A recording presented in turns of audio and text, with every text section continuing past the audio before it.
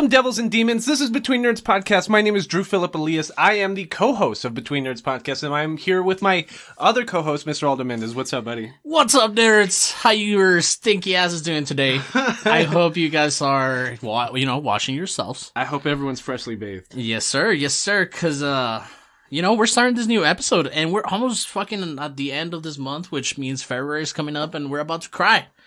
But before we cry, we're going to talk about Devilman Crybaby. Yeah, and before we get into that, I just want to remind everybody about our housekeeping notes for the month of January. Please use hashtag down for nerds as DOWNFORNERDS in an original tweet, Instagram post, or YouTube comment that is hashtag down for nerds, and you will be entered into our January giveaway. We get some cool anime shit for one lucky person at the end of the month that uses the hashtag of said month. Mm-hmm. And for every like and retweet on tweets, comments, and Instagram posts that use the hashtag, we will be donating to the Down Coalition for El Paso. Mm-hmm.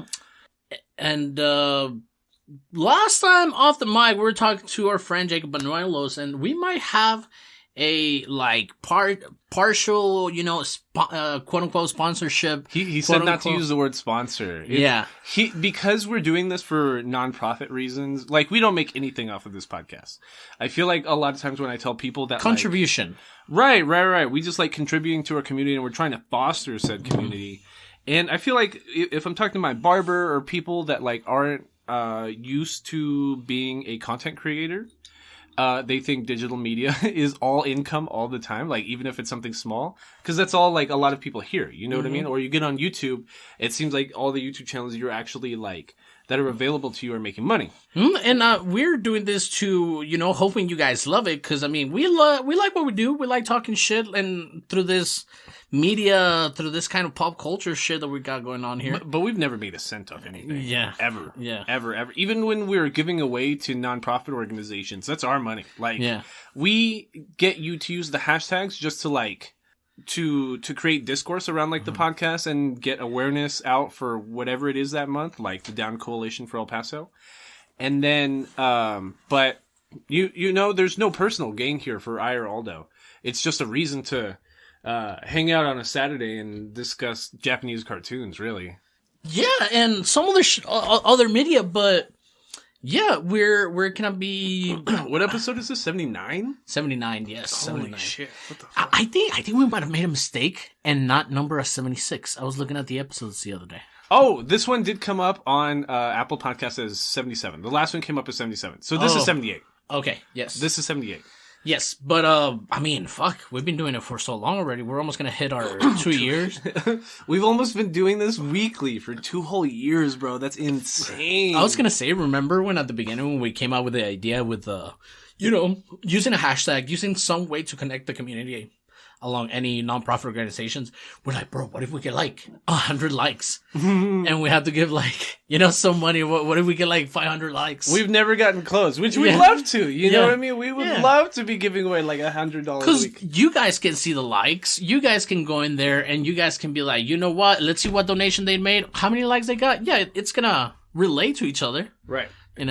If we get 500 likes on a fucking retweets or our tweets, you don't even have to use the hashtag. We will get you some anime shit. Yeah, exactly.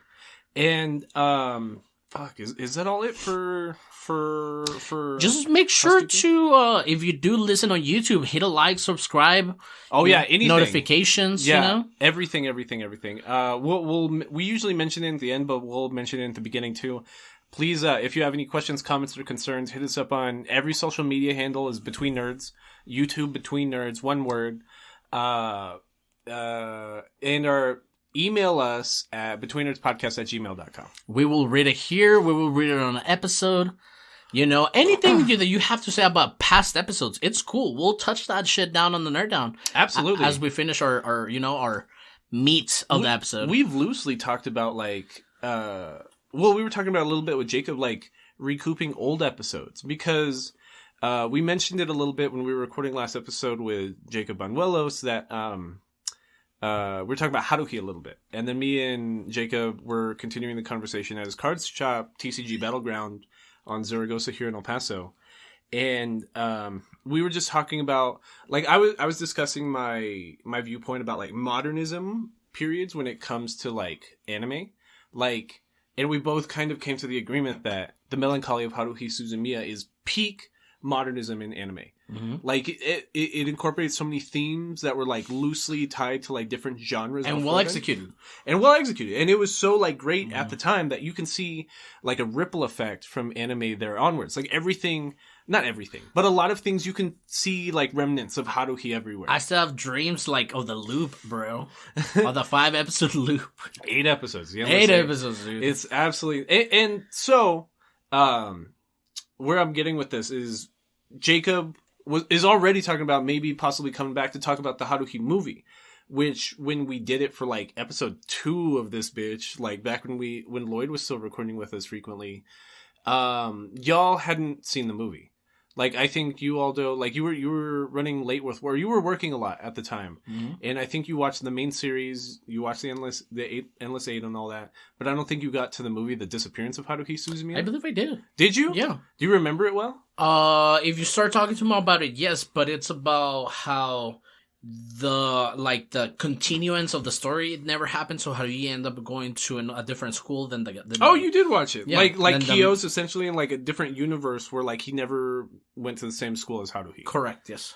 Okay. Yeah. Well, where I'm getting with it is the month of March, we might start inviting guests back because we've been, a lot of people, well, not a lot. A few people have been hitting us up here and there wanting to be guests with us. We've been kind of selfish. We've been we've been having CJ on a lot recently, and it's not, we love the guy, you know what I mean? But this is, if we're fostering a community, we need to have a bunch of different guests, talk about a bunch of different things. And with that, Roby was hitting us up on Twitter 2 weeks ago, last week, talking about season 3 of Yu Yu Hakusho, which I'd be down to do. The last season, correct? I can't even remember how many seasons of I think that's what he told me last episode. So we'd be down to do that. We want to talk about season 3 of Attack on Titan because we never made it past season 2. Like we in our personal watches have, but like and season 2 was a like easy recording, right? Season 2 is like nothing. Yeah, because you don't know anything. It's just a bunch of like questions. Yeah. But then season 3 would be all the answers. Correct. And the reason why we're pushing all those proposed podcasts to March is because the month of February we are just going to be doing. I'm trying to make a February Valentine's Day themed like anime watch month, but I don't want it to be like super rom-com-y. I'm trying to fucking cry. Yeah. Like cool. I'm trying to get some tearjerkers in there. So we haven't cried in a while, man. I mean, last time we kind of touched on something like that. I believe it was the first season of Fruits Baskets, and even before then, we haven't like seen something fucking crazy in a bit. Absolutely. So if you have any ideas for any watches, just hit us up. And if you guys are watching with us, and hopefully you are trying to catch up so you can hear the next episode with like the most organic conversation that you could have after you watch something like that, just hit us up. Hit us a DM or a tweet, our email, and we'll read it on the episode. Absolutely. So I think we can get into the main part of the episode here, which is on the 2018 Anime of the Year Devilman Crybaby. Nominated. No, it won. Oh, it won? It won Anime of the Year in 2018 Crunchyroll Awards. Really? It is based off of Go Nagai's hit manga in the 90s called Devilman. The director of the anime Devilman Crybaby, Masaki Yuasa, he won Director of the Year at the same Crunchyroll Anime Awards. Okay. So this was a hit. Yeah. This was, and honestly, I watched it like when it came out. This was the first time I remember Netflix having like a good original anime. Because it was always duds or like just like the Berserk reboot with all the CGI. It was just nonsense. This was the first time that I was like, holy shit. Somebody at Netflix actually like was able to pick out a good anime. And at some point it's good, bro. And I don't know if I was over analyzing it, but it just reminded me of a lot of things I've seen and not in a very good way. Besides the art, it's highlights. Yeah, the fights are cool, but then there's like some evident moments where you see them using like the same frames for another scene and shit like that, and it's just weird to me. And I want to bring up the studio there because that's an interesting directing choice that you're talking about. The studio is Science Saru. Mm-hmm. They did co-production on certain episodes of Space Dandy. They did 2 episodes for Star Wars Visions. And do you know which ones? I just had it. I already lost it. Oh. It was Akakiri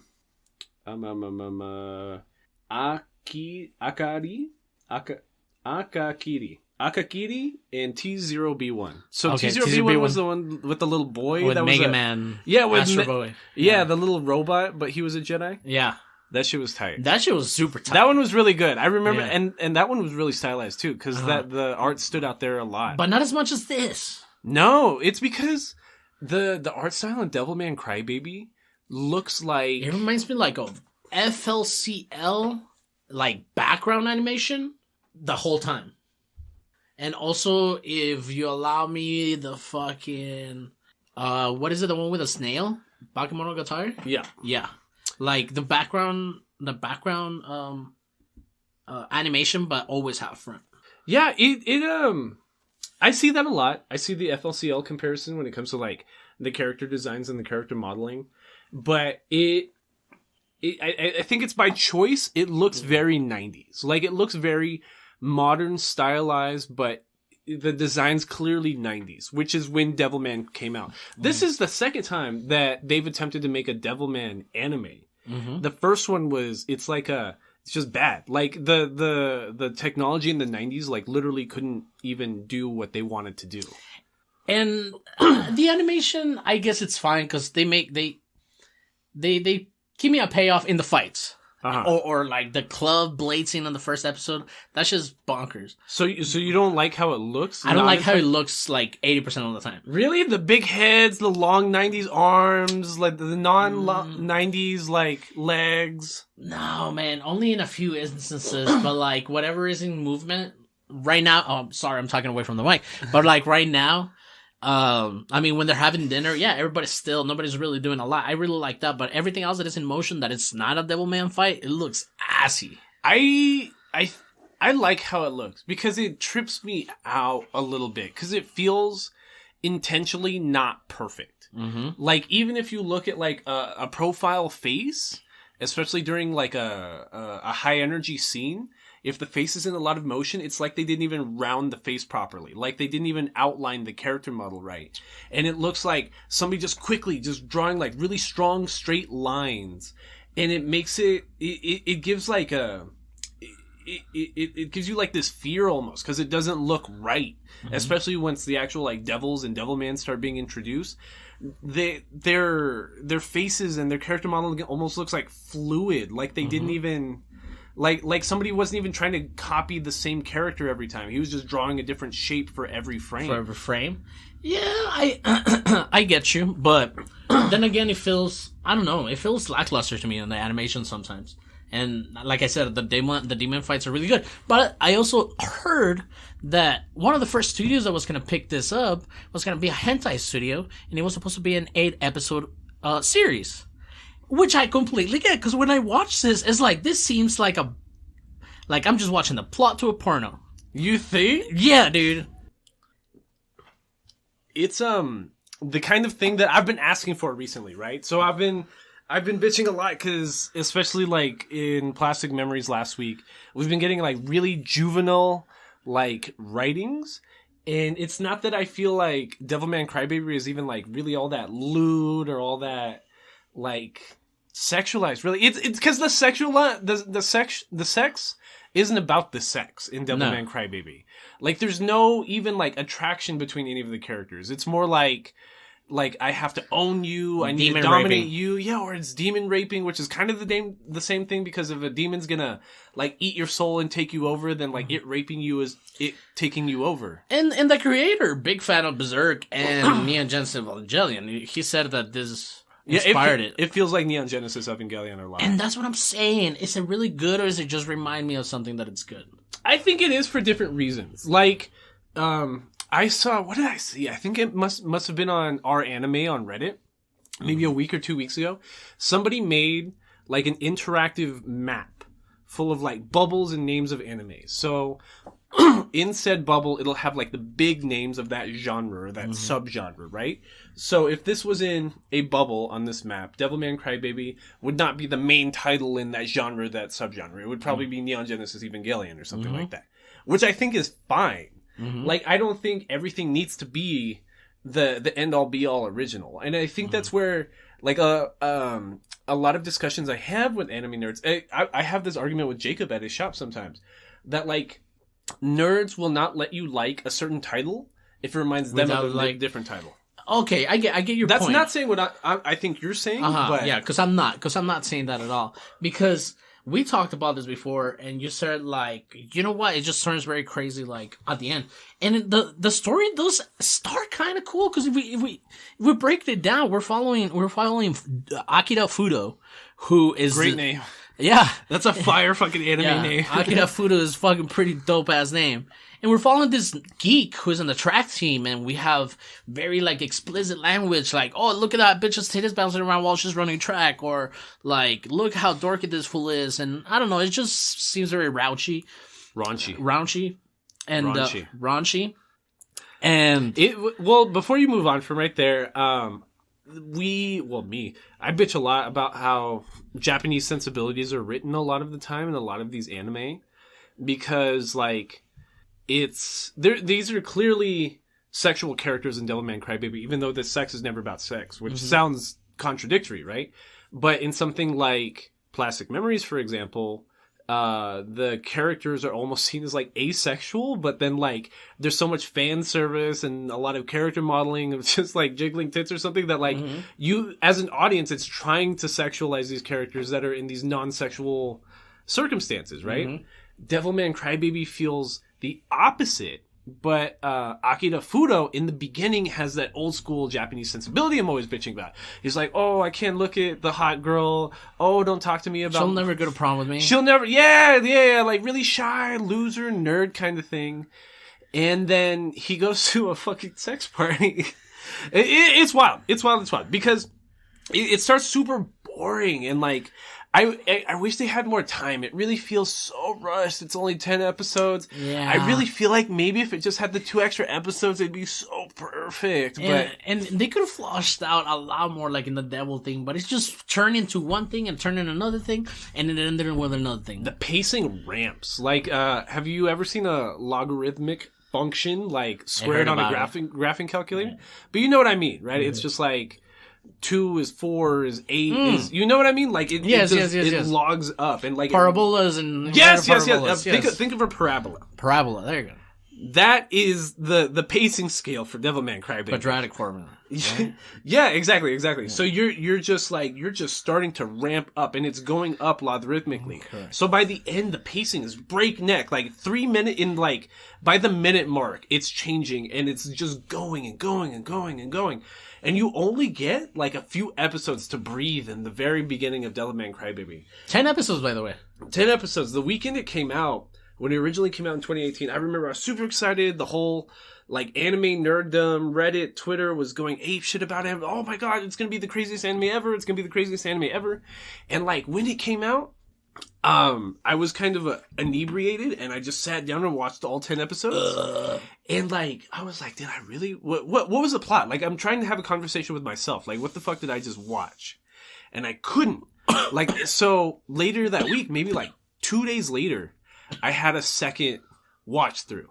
And again, I'm like, I literally could not describe this to somebody. So that's what made this week, like, super hard. I'm like, wow, I gotta get this plot right in my head, because this is gonna be fucking difficult to talk about. I had fun watching it, dude. I had fun watching it. The story, like, again, the fucking Fudo, Akira, we see him with another kid, with a fucking box, with a dead kitten inside. And this is the beginning of what the story is trying to tell you. So that's why I'm mentioning it, but it's not really important until like the end of this anime. Yeah, it's like there's no really any mirror image of start and end without this first beginning part. Honestly, what I think I actually do like most about Devilman Crybaby is the world building. Mm-hmm. But because it's a short anime, that's the issue. Because you don't get to savor it. Yeah, it's barely in your mouth and they take it out. Exactly. And like, it's not as fleshed out as it could be, because like, especially in the beginning, I love the world it's setting up. Like, they totally live in a suburb of Tokyo.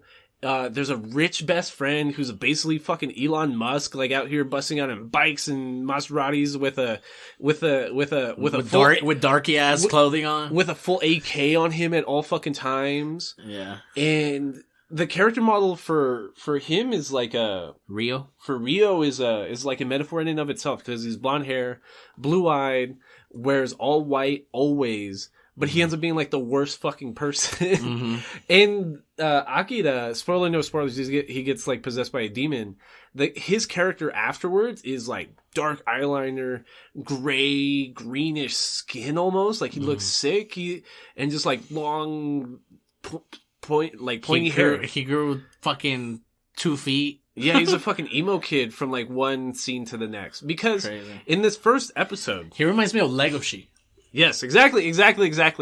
Like, possessed Akira and Legoshi have like the same mannerisms too, because like they're both tall and hunchback. They have a hunchback and like long front arms. But Legoshi never knew he was cool. Like right here, Fudo, he knows he's fucking like, I'm gonna fuck. He's just fucking walking and just being evil. But that's not who he is. The first half of episode 1, like he's just this short fucking dork, and he goes to a pier to go because he's basically like kind of adopted by another family.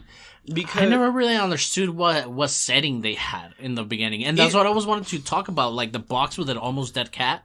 Yeah, and young Fudo and Rio are right there, and the title Crybaby and pointing out what personality this character has. He's crying over an almost dead cat. A dead cat, yeah, it dies. Yeah, but at first it was sick, and he wanted to do something, and Rio, just like an 8-year-old or a 6-year-old, just like pulls out a gun or a box cutter. Yeah, it was a box cutter knife. He's like, bro, we gotta kill it right now.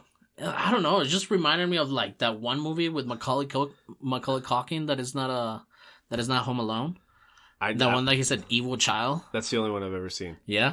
Oh, the one where isn't it called Lucifer? Like, he's literally like baby Lucifer, or like the devil or something. Little Angel or some shit like that. Oh, maybe I'm thinking of a different movie. Yeah. It reminds me of that movie. He's just an evil kid that is just... But like for Rio, he's literally Satan, bro. Like, he's the fucking devil. Because, that's the juxtaposition about like such being... Like a great person is literally the best friend of the devil. Like the worst person ever. And you know what made me think? Because I didn't know what setting they were there when they're in that hill, like in that mountainside or something. I'm like, is this like the beginning of time?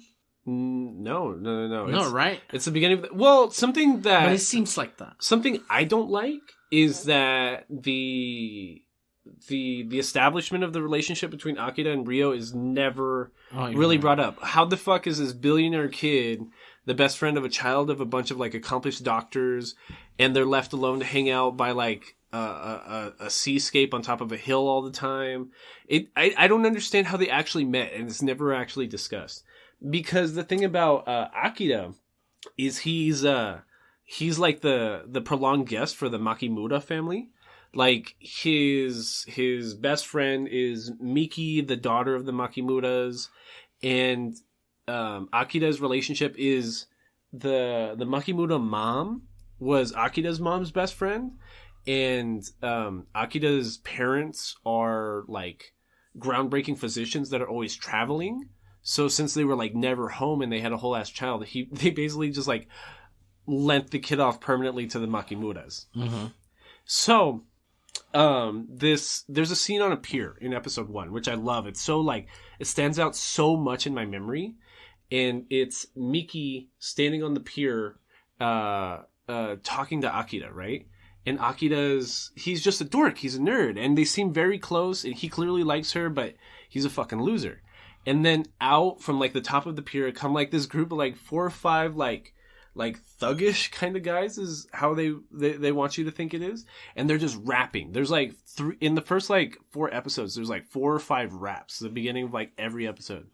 And I'm really glad that in the dub they kept the Japanese like voiceover, because it would have been atrocious. It would have been atrocious in English, number one, and it just fits. Like, it actually does flow. One of them's beatboxing. But if you're reading the subtitles and you're reading the raps, it's all about how like society has like failed a certain generation of person. Yeah, like one of them will be about like that he doesn't have any food or somewhere to sleep. There's one about drugs, about abusing heroin on the streets. A lot of them are like, hey, they tell us to stop committing crime and stop stealing, but when I go outside, there's no jobs. If I go to school, I'm not gonna get a job. How like, a kid is supposed to grow up with no hope or some shit like that. There's nowhere to live. The cost of housing. They talk about everything, bro. Food scarcity. It's like just gripes about the failure of capitalism just being rapped to you in Japanese. And they're never given in context. It's literally just guys walking on scene randomly. Yeah, like if it was a fucking musical here. Right. Just walking on scene randomly and just rapping these super adult provoking things. And they're always intercut with something just random. Because right then, that's where we get Rio's like character introduction. He just appears on top of the pier. The gangster guys are trying to fuck with Miki because she's supposed to be really hot. And they try to fuck with Fudo too, because he's a fucking idiot. Because he's a pussy. Yeah. Like, they think they can just bully him. They're like, whoa, why is this hot girl hanging out with this bitch? Let's just steal his girl. And that's when Rio like pulls up in a Maserati. He's clearly rich as fuck. Pulls out a whole ass fucking like AK-47 and just starts blasting holes in the pier. And just seeing a gun in anime is weird. It's already crazy. That never happens. Ever. Even think of like any shonen ever. It's never a gun. It's always a sword. It's always punches. Weathering with You, I believe we saw a gun in that movie. And that was weird too. That was like one gun, one pistol was like a major mainstay. Rio's just pulling out fucking automatic weapons all the time. Like tosses them like trash. Oh, there go. Oh, there goes the gun. And Rio just pulls up on scene. He's just like, hey, you fucking pussies. Blasts the pier in front of the gangsters like, stop fucking with my friend, because me and him got to go to a sex party down the street. Come on, loser, let's go to the sex party. Yeah. He's just like, and Miki doesn't even know who this guy is. She's like, who the fuck is that guy? And why is he going with him? And Akita's just like, oh, that's my best friend Rio. We met as kids. Isn't he super cool and rich? Like, bye, I'll see you at home. I'm going to the sex party. I'm going to go play PlayStation 5 later. And like the rest of episode 1, like the last like 7 minutes of episode 1 are like some of my favorite like animation sequences in anime. It's very visual, but in a good way. Like I was telling you, it reminds me of like the opening scenes to Blade 1 that you didn't see. I never saw Blade, yeah. With Wesley Snipes. It's a good movie, dude. Especially for its time, it was really good. Like the Vampire Party? Yeah, the only thing that thing is lackluster, like any movie of its time, it's just a CGI here and there. It just looks a little clunky. But like besides that, it's a very good fucking comic book movie. I'd be down to watch it. I don't know why I haven't. I don't know. I just never got. But like this scene here is literally a sex party scene at like this abandoned like warehouse in the middle of fucking nowhere, and right away it's just a bunch of neon fucking lights and you're people just describing the party scene in Blade for me. Like, okay, it's the same thing. Go ahead. And so what we start realizing right away is not only are there like prostitutes on site and everyone's having sex with everybody, is that there's a lot of drugs. A lot of drugs. Akita gets drugged like on accident and he's being like on accident? There wasn't an accident. This like naked ass like a waitress. Like she comes up to him and is like, hey, what's it gonna be? Is it gonna be uppers, downers, stool softeners, stool hardeners? and fucking this guy's like, oh no, thank you. And it's just bitch, oh look at him, he's so dorky or some shit like that. And like she puts some drugs in her mouth and like makes out with this dude. Right. So then too, all the crazy shit that's happening, like all the demons, everything else. People are getting it on. Like you're like, he's wondering, and you're at the audience, as an audience member is wondering like, is he experiencing this or is it the drugs? And that's another like metaphor that like the devils have in this story is like, when we're talking about the failures of capitalism and like drug abuse and the raps, a lot of the devils in modern society are like these kinds of things. It's the drug abuse, it's the alcohol abuse, and that's what the author is like critiquing. Is like we're letting like devils just roam amongst us openly. Yes. It does have a fucking, because that sex and the alcohol and the party and what this anime is trying to put into some kind of religious point. Mm-hmm. It's very religious. Yeah. But like, it's very vague. You know what I'm saying? It is. And that's what I like about it. Because it doesn't feel preachy. Yes. It doesn't feel like you're gonna go to hell. It feels like actual good writing. It feels like the author... It's like... So what makes a good piece of literature? It's something that uses like literary elements to make you see like your perspective without on reality different. Yeah, without telling you straight up. Mm-hmm. And that's exactly how like Devilman Crybaby feels a little bit. And I like that part of like the world building to this, because not only does Rio take him to the party in with the motivation of getting rid of devils, right? Because he tells him in the car right there is like, so we're trying to go catch some devils. It turns out like half of the club were devils, right? Because they just got horny enough and they would just start eating people, right? And what we start learning is that people become susceptible to being possessed by devils by like having anxieties and having like impure thoughts like that. So people just being in a debauchery laden like scenario just lets everybody get possessed by devils. So once they start transforming the devils, it's crazy because there's no uniform design for devils. You're a giant snake monster, you're a giant fucking puddle monster, you're a traditional looking devil like Amon is, you're an angel, you're a spider, anything. Or it's just the randomest things. So when people start transforming, it's just like big scaly appendages just popping out of people's arms. It's people just being eaten or like clawed and like dismembered like one at a time. And at a certain point, Akida's in the background, just losing his mind on the drugs, seeing people get eaten by demons. And Rio, like, breaks a glass, like a bottle. He breaks a bottle, and with the jagged glass, just starts stabbing people in the chest. He's like, like, just going crazy. And Akida's just trying to stop him, like, dude, what are you doing? You're literally murdering people. And it looks so crazy, bro. Like, honestly, this is my first, like... That use of that weapon is just scary enough, isn't it? You know what I'm saying? Everywhere, like all the time. A broken bottle, and that's why your people at bars like Pockets and shit like that. Back when I used to work over there. What's Pockets? Pockets is a billiards bar here in El Paso. It has like 6. It's a series of bars, all named Pockets. Yeah, and I used to work there. You know, when I was in high school and a little bit after high school. Yeah, and. The waiters are instructed like, yo, remove as much shit as possible from the fucking tables so people are not fucking stabbing each other with broken bottles or like throwing each other bottles. That's so scary. And shit like that. Cause this looks fucking crazy. Cause they're just by the wall and like this fool has like a liquor bottle, fucking crushes it behind him and starts stabbing people. And here the animation's fucking crazy. Yeah. I can tell you that. That shit, it looks fucking insane. What's terrifying about the sequences where he's stabbing people with the glass bottle? It's not only point of view and there's all these there's all these bright neon lights and the camera's really shaky, but the actual like act of putting the broken punctures, like the scenes with the punctures, the people look so soft. Oh, yeah. Like he's barely like shoving it in at all. Like you don't have ribs or anything. There's no protection here. You're just very soft and susceptible to getting stabbed at all times. Oh yeah. That's how it looks. So like for me, I'm just like you're just holding yourself like, am I that soft and squishy? Am I gonna die next time in my fucking pockets? Yeah, but like making it a glass bottle with a pointy end, it makes it way more scary than a knife. Right. So then like Akira like he kind of blacks out, but then we see sequences of him turning into a demon because Rio's in the background screaming, "Come on, Amon, take him over! Amon, let him just take over Akira. Take over Akira right now." With the fucking camera. Oh my god, it's so fucking scary. So he kind of blacks out. The drugs, whatever.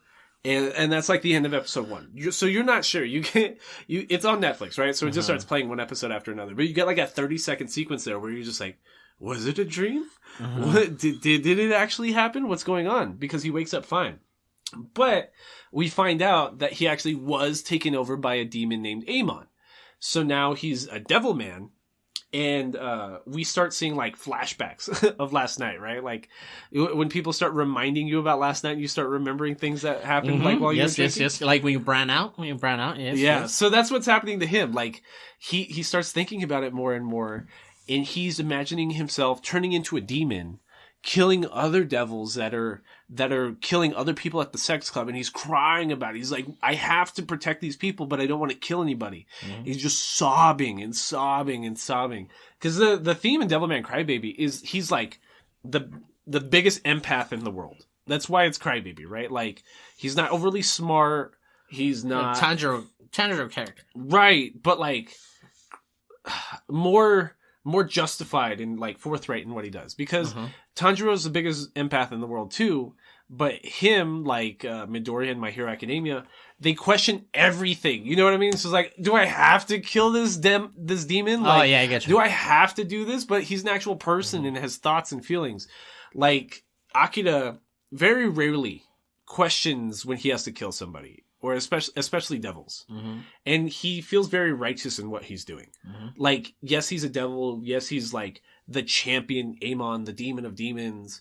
He's supposed to be possessed by like the top fucking devil. Mm-hmm.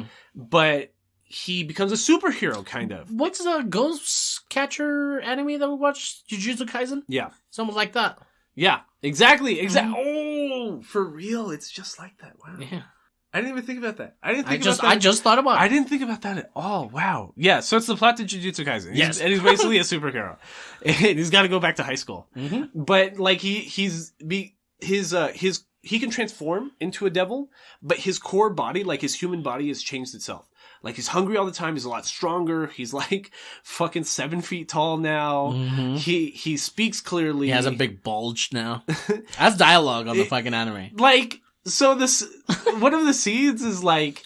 The track team? Well, before that, when they're starting to describe like his change. Oh, he starts watching porn in the theater too. Not just that. Hold on. When it's first trying to describe it, it's like the girl's trying to get into a locked classroom and be like, "Oh, did you see Akira? I bet he's doing drugs." Yeah. But he seemed like such a bitch. Why would he do that? And one of the other girls is like, "Well, you never know with guys like that. Maybe they want to change and be something different and a little harder." And it's just like, wow, is that why people did drugs in high school? You have a nice ass, and then she starts like fake humping her. What? When they're trying to open the door and she's like bent down. Like one part of the dialogue is fucking hilarious. And I appreciate this moments because it's like funny. It's like they're jokes because this is almost a porno, but it's not. And the girl that is bending over trying to like open the door, once the other girl says that, she's like, "Hey, you have a nice ass," and like starts like fake humping her. I don't know. It's just funny fake humping your girlfriend. Like, it reminds me like, no. Yeah. You get me? I'm not going to try to describe the fake humping, but yeah. But they're talking about like Akira like sexually at the same time. They're just like, wow, he got really hot, blah, blah, blah, blah, blah. And, the scene you're describing at the track team is like just like any other anime about high school, we have to focus on a club, right? So the club we're focusing on is the track team. And that's where all the badasses are, apparently, on the track team. I don't remember that being how high school was, but whatever. And Akira shows up, you know, in his running clothes. And, like, that's when other girls are, like, really, really, like, fawning over the guy. Yeah. Like, look at him! Oh, my God! Yeah. There's this weird scene where, like, he wipes sweat off his brow and, like, throws the towel and all the girls are, like, fighting over it. Fucking sniffing. And at that same time, Miki Makimura, essentially his sister, he's clearly into her. Cause, like, all these girls are, like, fawning over him and he's like, "Miki, let me tell you about this, let me tell you about that." And she doesn't even, like, see him like that. Like, she doesn't even notice he's different. Because that's just, like, her kid brother, kind of. And, these are the episodes I like episodes like 2 through like 5 or 6, because like the world building here, I know you complain about the high school setting all the time, but I like the world building. Like, it feels like Spider-Man almost. I feel like that was my favorite part up to a point. I'm sorry, into a point, but it reminded me of Beastars at one point. Yeah, and it says remind you of Beastars, but then it just doesn't. It doesn't, because it reminds me of, like, Spider-Man, too. Like, after Peter Parker, like, gets bitten by the radioactive spider and he's still going back to high school, and he's, like, expected to do these things, but he's a different person. He is not the same species anymore as, like, the people he's interacting with. And, this is where we really, really, really start getting into the theme of, like, sex not being about the sex. It's about the exploitation of another individual. Because we start meeting like characters on the track team that are like doing nude photo shoots with like some creepy ass fucking director. And he's tied to like a big agency. And we see a discussion between the photographer and his boss being like, we need more secret pictures of these naked high school girls. Your job is to get me underage fucking lewd pictures. And they're talking about Miki. They're like, he's literally yelling at him. He's like, I need naked pictures of Miki Makimura like now. And you see like a flashback he has where he's thinking about one of Miki's like classmates that's also on the track team, and like being like, oh, just come over, be comfortable, and we'll do like a G-rated photo shoot or something. And he just progressively keeps convincing her to take more clothing off, to the point that like she's just in like a bra and panties, and she's like, dude, I'm really uncomfortable right now. I'm not okay with this. Dirty Instagram photographers. Yeah, well, that's why I was not gonna bring it up, but like there are a lot of photographers in El Paso that have gotten essentially air quotes canceled. And some were in some way or another they were being exploitative. Yeah. You know what I mean? And they just trying to see out, just being a bunch of fucking perverts. You know what I mean? And that's how this guy comes off, because he once he has the girls in that situation where they're vulnerable, then he kind of like takes advantage of them. And it's never shown on screen or anything like that, or even like described, but these girls clearly have trauma from that. And that's what I'm talking about. Like, sex is never sexualized. It's always about like owning another person, like in like a super disrespectful way. Correct. Yes. So he's the main villain for like 3 episodes, which is, again, blows my mind about the pacing here, because like we spent like 3 episodes with this one villain when we only have 10 episodes. And then I started really liking that part of the anime too. If it was like 24 episodes, like it feels the same thing, like the opposite gripe I had with Plastic Memories. It feels like it has time in the beginning. Like it really feels like we're gonna spend. And they're like, ah, right. It's almost written like a villain of the week kind of story. Like, yes, he's a Devilman in high school. Check. But then we're gonna progressively keep introducing another villain every time. Like Godzilla Singular Point. That was the exact plot to Godzilla Singular Point. Like every episode, they would just introduce a different monster. Or Jujutsu Kaisen as well. Or Jujutsu Kaisen, exactly. But they only get one villain like that. So from episode like 6 onward, you're like, why did we spend so much time on that one plot? And to my point, like when I'm telling you that I'm not on the boat of like, oh, you can't like this anime because this anime is already great. You know what I'm saying? I'm not saying that. I'm just saying I do like the aspects that this anime brings you, but it's not well executed for me. It just seems like ba ba ba ba ba. It's cool, yeah. But then you never put me back in that world. You just keep going with your story. I feel like the one after that does too, with the gay track runner. Like that puts it back into it too. And then I really like that part, but then again, we're detached from it again by the, which is not the core plot. That's not the core plot. Exactly. Like we're spending the best parts, the best episodes, the best plot lines are about like the subplots, the what would really happen if there was secret Devilman like in the world, and like people are using that to their advantage to be like Star Trek stars, and it's almost like Animatrix-y. Yeah. Kind of paced. Yeah. You know? Yeah. Like it's all different stories and yeah, I get what you mean. And again, those are my favorite parts, because once Akira gets whiff that like this photographer is trying to do this thing to Miki, Miki, I don't have gripes with how she's written when it comes to this pervert photographer, but She does things that are clearly questionable, because she knows this photographer is hitting her up. She's smart enough to know what he wants, right? Because all her other friends are already like being like, "Yo, he tried to fuck me. He was filling up my tits. He basically raped me." Like, she already knows all this, but she likes the attention and the way he speaks to her. Which maybe that's an insensitive way to put it, but she responds to how he treats her, even though she knows what he's trying to do, that she puts herself in the situation that she goes to his house with an excuse. Like, she's already walking through his neighborhood. She knows where his apartment is. And like, it starts raining. She has to get dry. Get that. 100%. Because like a lot of the writing around like these quick downpours in Japan, especially the Tokyo era, it's a lot all at once. Maybe just an hour, but it's just like flash floods over and over. What do they call them? Typhoons or whatever? Right, during the wet season. And she goes to his house to get dry and takes a bath. Like, she walks straight into the apartment. It's like, hey, you have a nice bath in here, right? This is a nice apartment. Goes straight upstairs. Like, she clearly knows that he's trying to fuck her / rape her. And she allows herself to be put in that situation. At no point does she ever give consent or anything, but this guy has such this, like, pervert, booby trap filled apartment that, like, he has, like, a double-sided wall where he can, like, see the room she's taking a bath in. Double-sided mirror kind of Yeah, thing? like a double-sided mirror kind of thing. He's, like, taking pictures of her while she's in the bath. And if you're a pervert, I mean, you can have some cameras in your restrooms. You know what I'm saying? Exactly. You know? That's exactly what we're talking about. And Akira, once he gets, like, wind of this, he's pissed. He's like that pervert fucking photographer's trying to fuck my girl's sister. Like, that's never gonna happen. And, like, right away, he goes, busts in. But, there's like a cut in episode 3 where we get the sequence before she shows up to the apartment where, the photographer is obsessed with Amon, Akira's, like, Devilman, transformed form. So he's kind of following around, like, the sightings of Akira, because Akira's basically doing, like, freelance devil hunting for Rio, and Rio's, like, recording all their works or whatever. And the thing about all these devils is they all recognize Amon in his demon form. Like, oh shit, this guy is Amon. Oh shit, it's my best friend Amon. What's up, bro? Like, he's basically like a man, the top demon. You know what I mean? He's a celebrity amongst the devils. So he keeps killing them. And in the background, we see these two characters. One's a girl, one's just some nerdy looking FBI agent.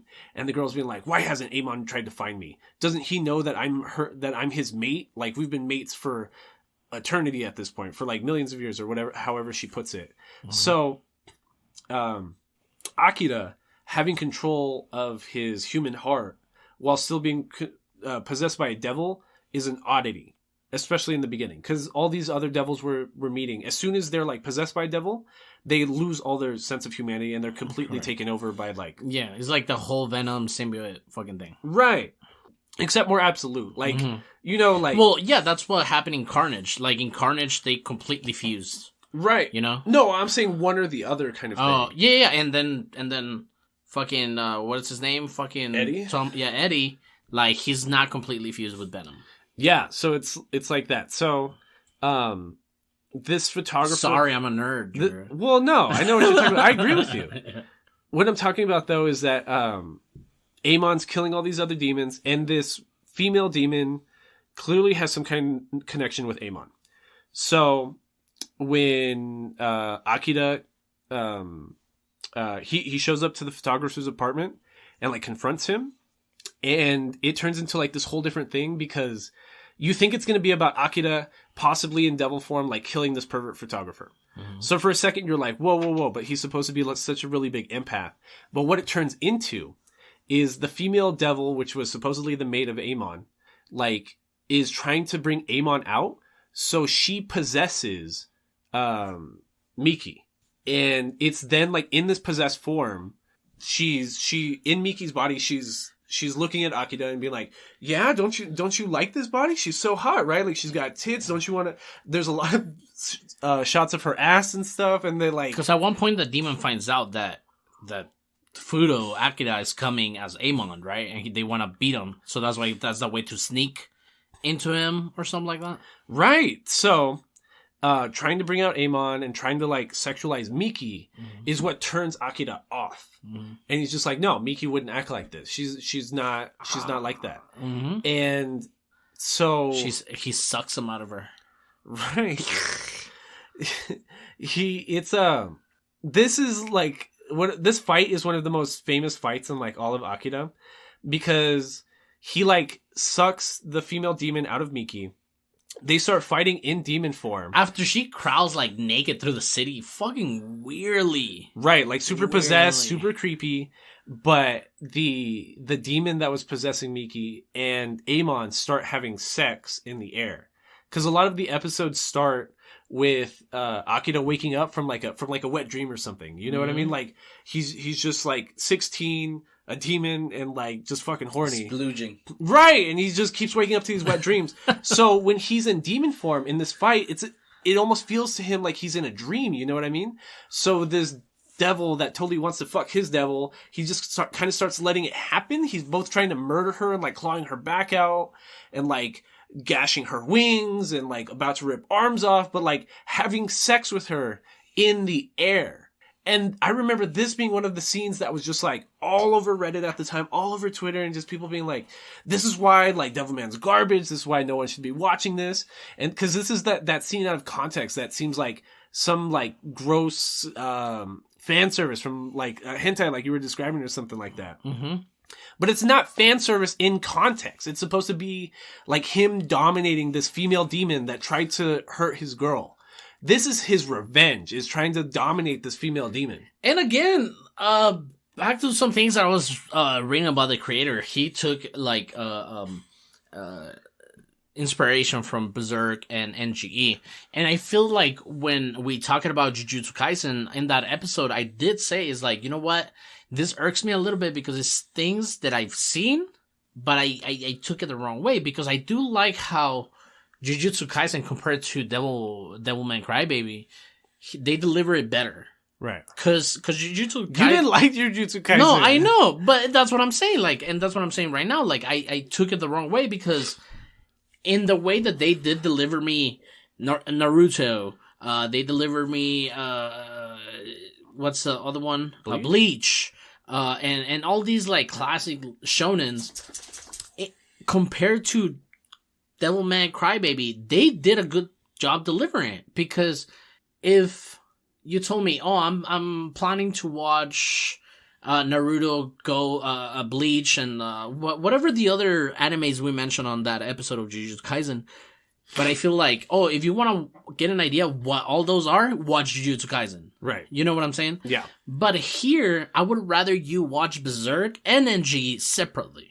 Yeah. You know what I'm saying? Well, I don't agree, because like both Berserk and NGE are not something that a new anime watcher can watch. No. But like, I'm not talking about a new anime watcher. I'm talking about somebody that has watched anime and but hasn't happened to watch those animes. You're like, man, I really want to watch, like I said, Naruto, Bleach, and the other shonen that we mentioned in that episode. Mm-hmm. I could just be like, oh, if you're not sure, watch this anime, and if you like this anime, I'm sure you'll like those. Right. You know? But here in this Devilman Crybaby conversation, I feel like if someone were like, oh, you know what, I haven't watched Berserk or NGE, I wouldn't tell them, oh, we'll watch Devilman Crybaby, and if you like that. I feel like Devilman Crybaby is the kind of thing that I'd be down to like show somebody just to trip them out. You know what I mean? Without the context of NGE. Yeah. And Just Berserk. just told them anything. Like you want to watch something fucking weird?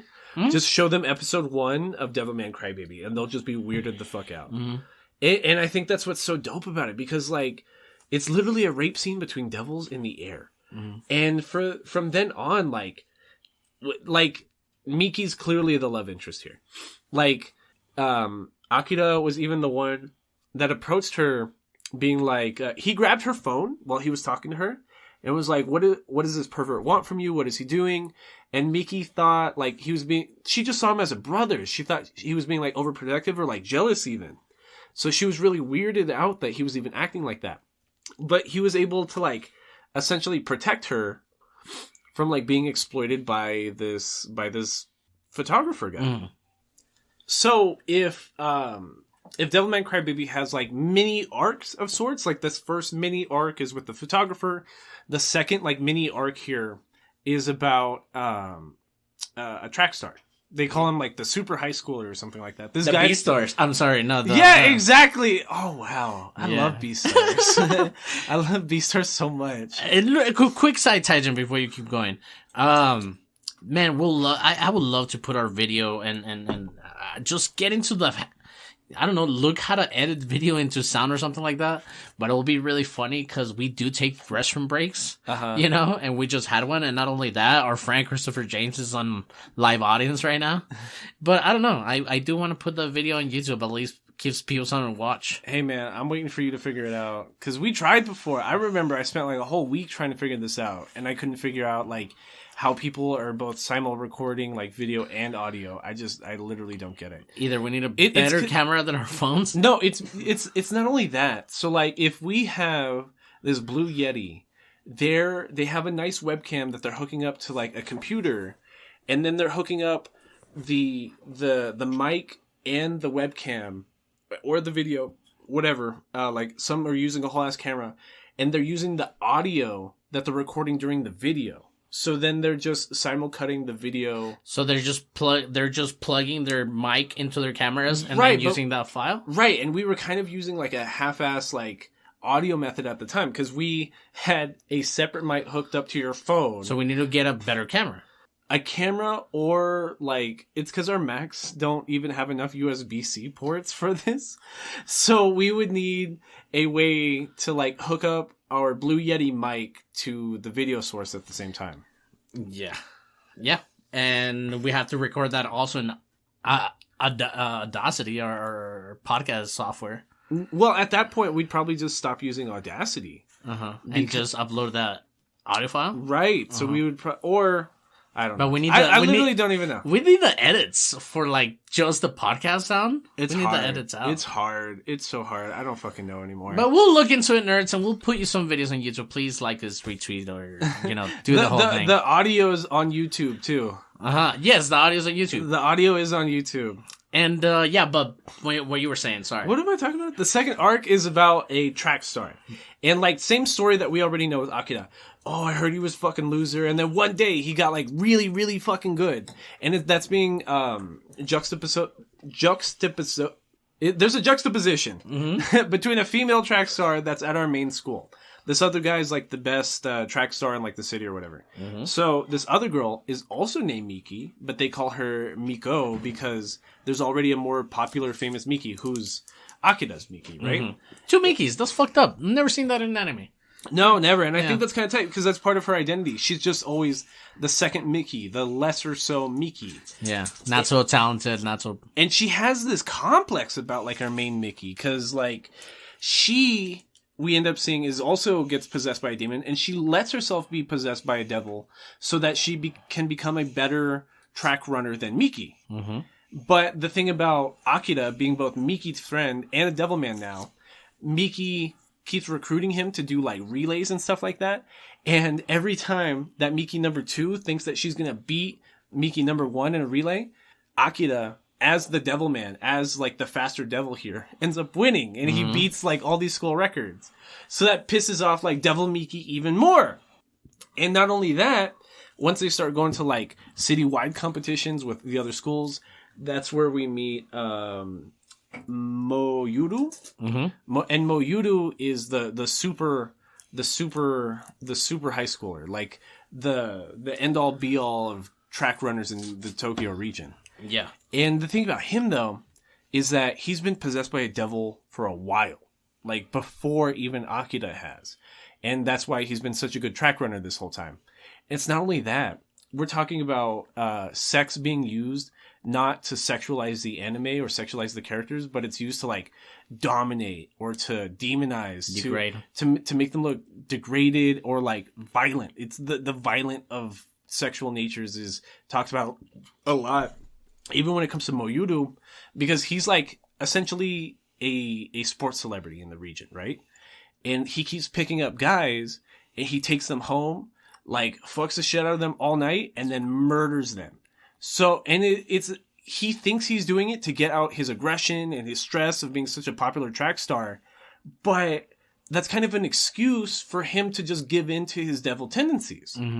As opposed to Akira, who's actively fighting against and crying about not being a devil all the fucking time. Miki, number 2, who's doing it just to like be better herself, kind of. Moyuru gets off on the actual being a devil part. But he does still have a human heart. Like, he's not possessed by his devil. So he has nightmares about all the dudes he's killed, like, throughout this, like, 2-episode period, to the point that, like, he's thinking about it while on the track meet. Mm-hmm. And Akira, with both of them, he's able to figure out that they're devils. And that if they're being violent, especially when it comes to, like, Moyuru, Akira has to take care of him, because he's fucking Devil Spider-Man. And it gets to the point where both Miki number 2 and Moyuru essentially drop out of school just to run laps on a roof of a building, just them two, so that they can compete as devils amongst each other. And that it gets... The animation here is, again, like, super warped and ugly and not, like, consistent character modeling. But when the devil men are running, like, on the track meet, they, like, are lunging forward, like spiders almost, like dogs, like Gollum in Lord of the Rings. Like, they're, like, swinging their arms forward, and it looks really ugly, and it's scary. And Akira's whole goal this whole time is still just to protect Miki from these devils, kind of. Because Miki, being, like, the best girl runner in the region, has, like, this target on her back.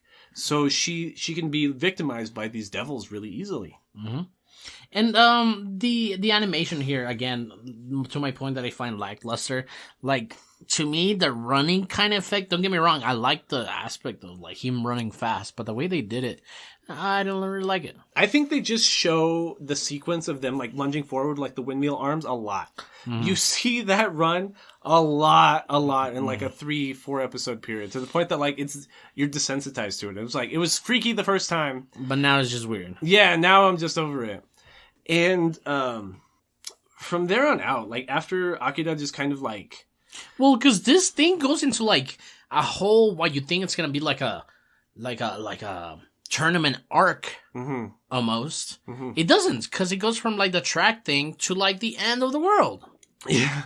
So, essentially, the devils that have that have controlled the human hearts, like, just they're tired of hiding. At a certain point, they're just like, fuck it, like, we're just taking over the world now. Mm-hmm. So they just start murdering people at this track meet. Like, it's a giant fucking Olympic-sized stadium, right? With an Olympic-sized track in the middle. Mm-hmm. And devils in the crowd just start murdering people and everybody all at once. It's a complete tonal change. Like, you think it's a cool, sweet devil, stylized monster of the week sort of thing. All of a sudden, it just starts spiraling. NG. Spiraling. It's exactly like NG. It just goes fucking crazy all of a sudden to the end of the world. And that's the whole movie. The last 4 episodes maybe, are just these devils are now trying to take over the world. Because we haven't even mentioned it, but the character of Rio starts having this spiral character development, like, down spiral into his persona. He's the guy from American Psycho. He's just like...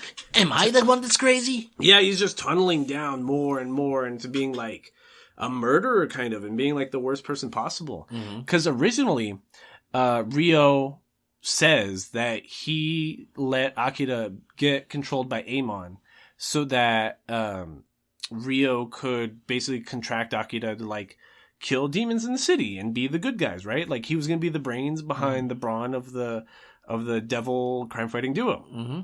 But at a certain point, he really, really is down for devils just to, like, eat everybody and just take over the world.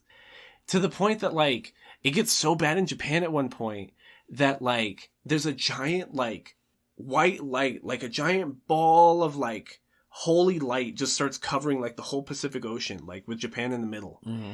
And it's just, it's both a metaphor, but it's not a metaphor. It's a metaphor for, like, God's brilliance and, like, purity trying to cleanse, like, this area of the world from devils. Mm-hmm. But at the same time, that's literally what it is, so it's not a metaphor. Mm-hmm. It's on the nose. Right! So right here, like, at first you think it's a metaphor, but then at a certain point they're like, no, that's literally God's divine light. And it's like, oh... So it's literally God's divine light. He's literally trying to, like, purify the world. Because it gets sad. We've seen whole episodes about the Makimuras, and Akira's had, like, whole, like, self-realizations that, like, this is his real family. Mm-hmm. And when he thinks about his mom abandoning him basically to go be a professional, he gets sad about it. Because There's a scene. Well, there's like a whole episode where Akira has to kill his dad. Oh, yeah. Right. You almost forgot about it. Yeah. I almost forgot about it. Yeah. Because it happens like right in the middle between like certain arcs, and it's only in one episode, and like it never is mentioned again. I love Devilman Crybaby. Don't get me wrong. But even the pacing makes the plot hard to remember. All the problem I had with this is the animation and the pacing of it. The pacing of it, again, it just turns into this crazy thing at the end.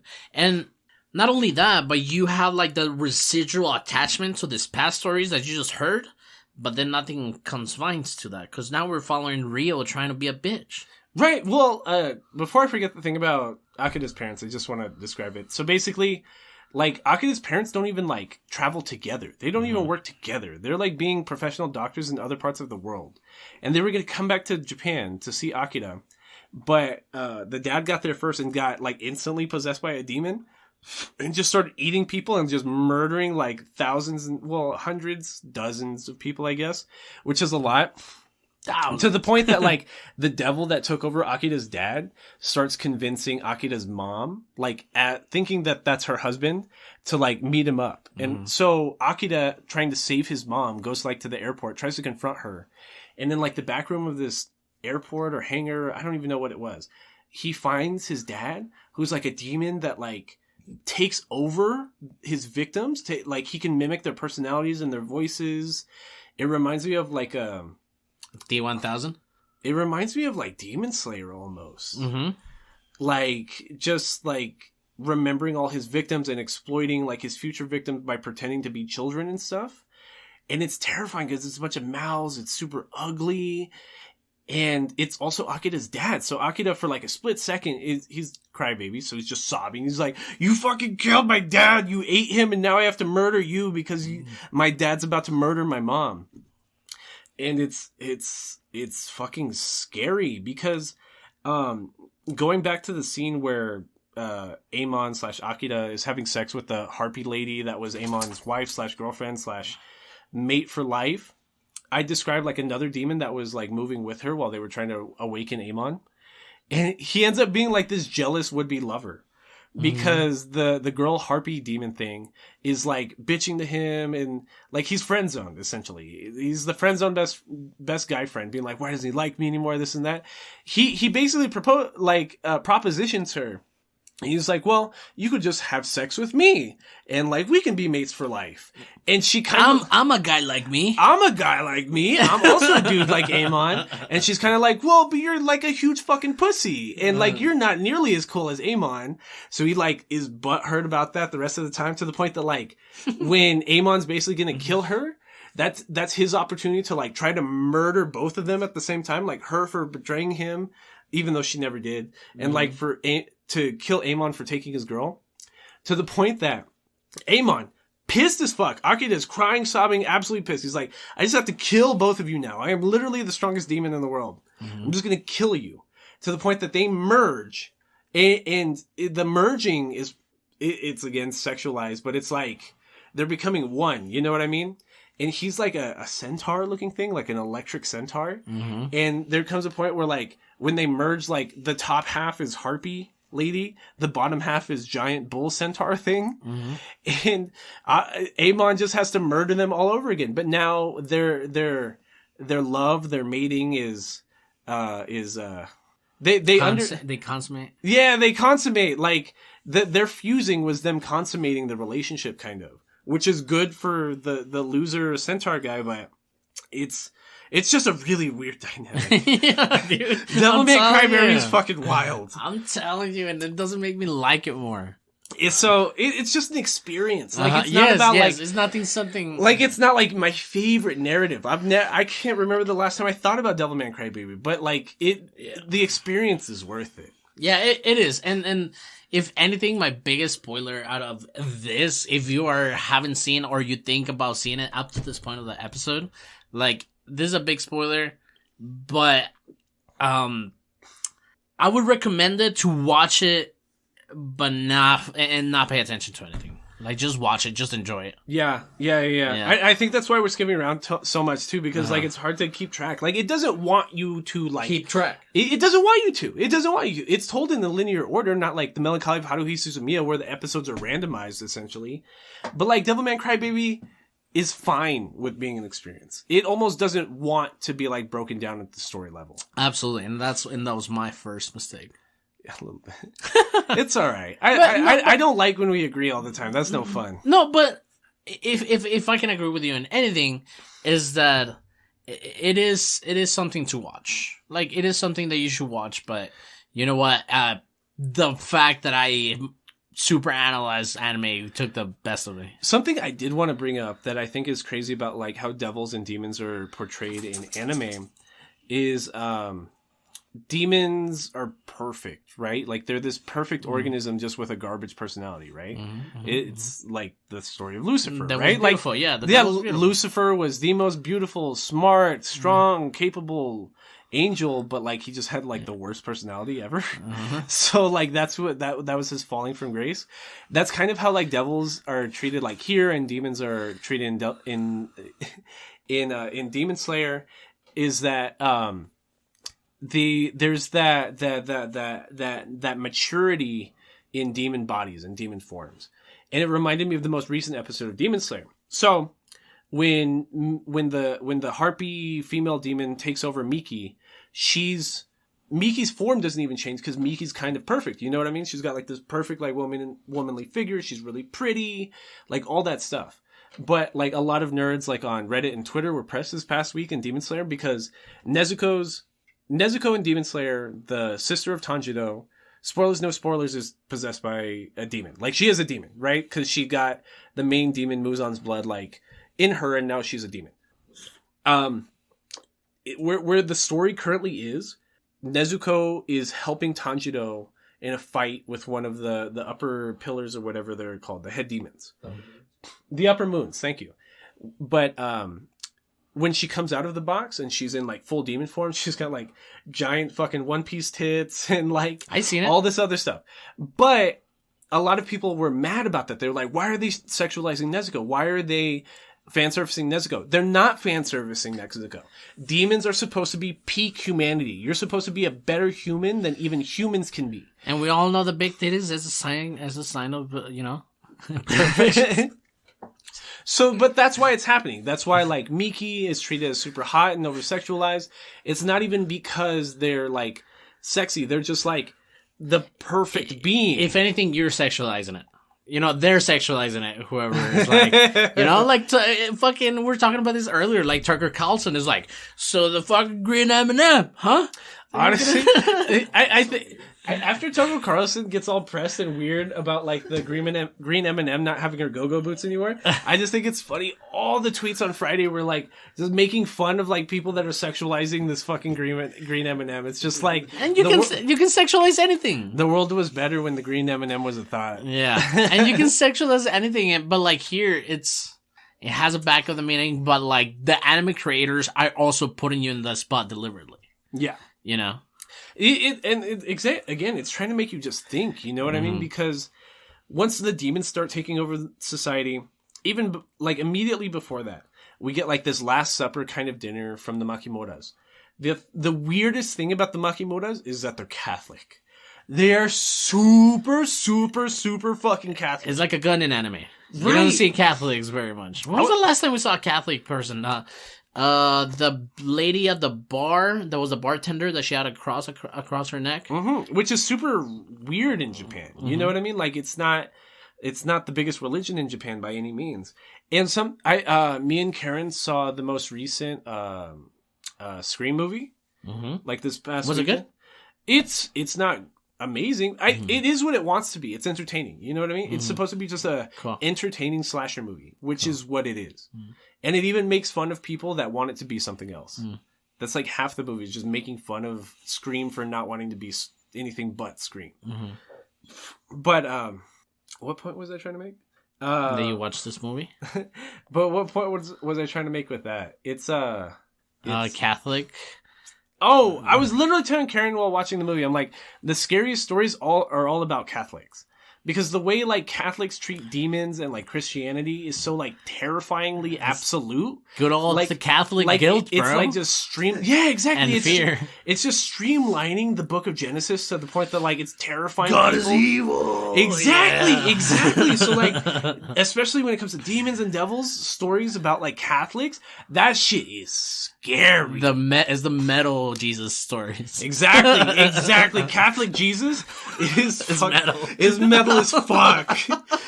So, like, that's what's so scary about the scene. It's literally like society's falling around this family, but they're at home, they're praying, they're talking about the devil, they're talking about the book of Revelations. And Revelations is just about, like, an entire book in the Bible about the world ending. Mm-hmm. So, like, it's crazy that they're, like, really trying to break it down. And it turns into biblical revelations at a certain point. Like, God's divine light is trying to, like, lay blame on everybody. And Rio spends, like, several episodes trying to figure out who he actually is because he's starting to have, like, gaps in his memory.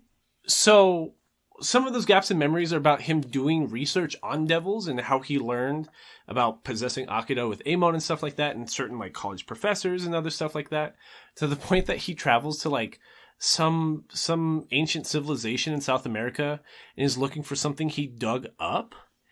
And the scary part is, like, this group of Native Americans, I guess, like, take him in, they show him the village, they show him a shrine of himself as a child, and then, like, the fucking US military pulls up and just kills this entire village, but then the villagers turn into devils.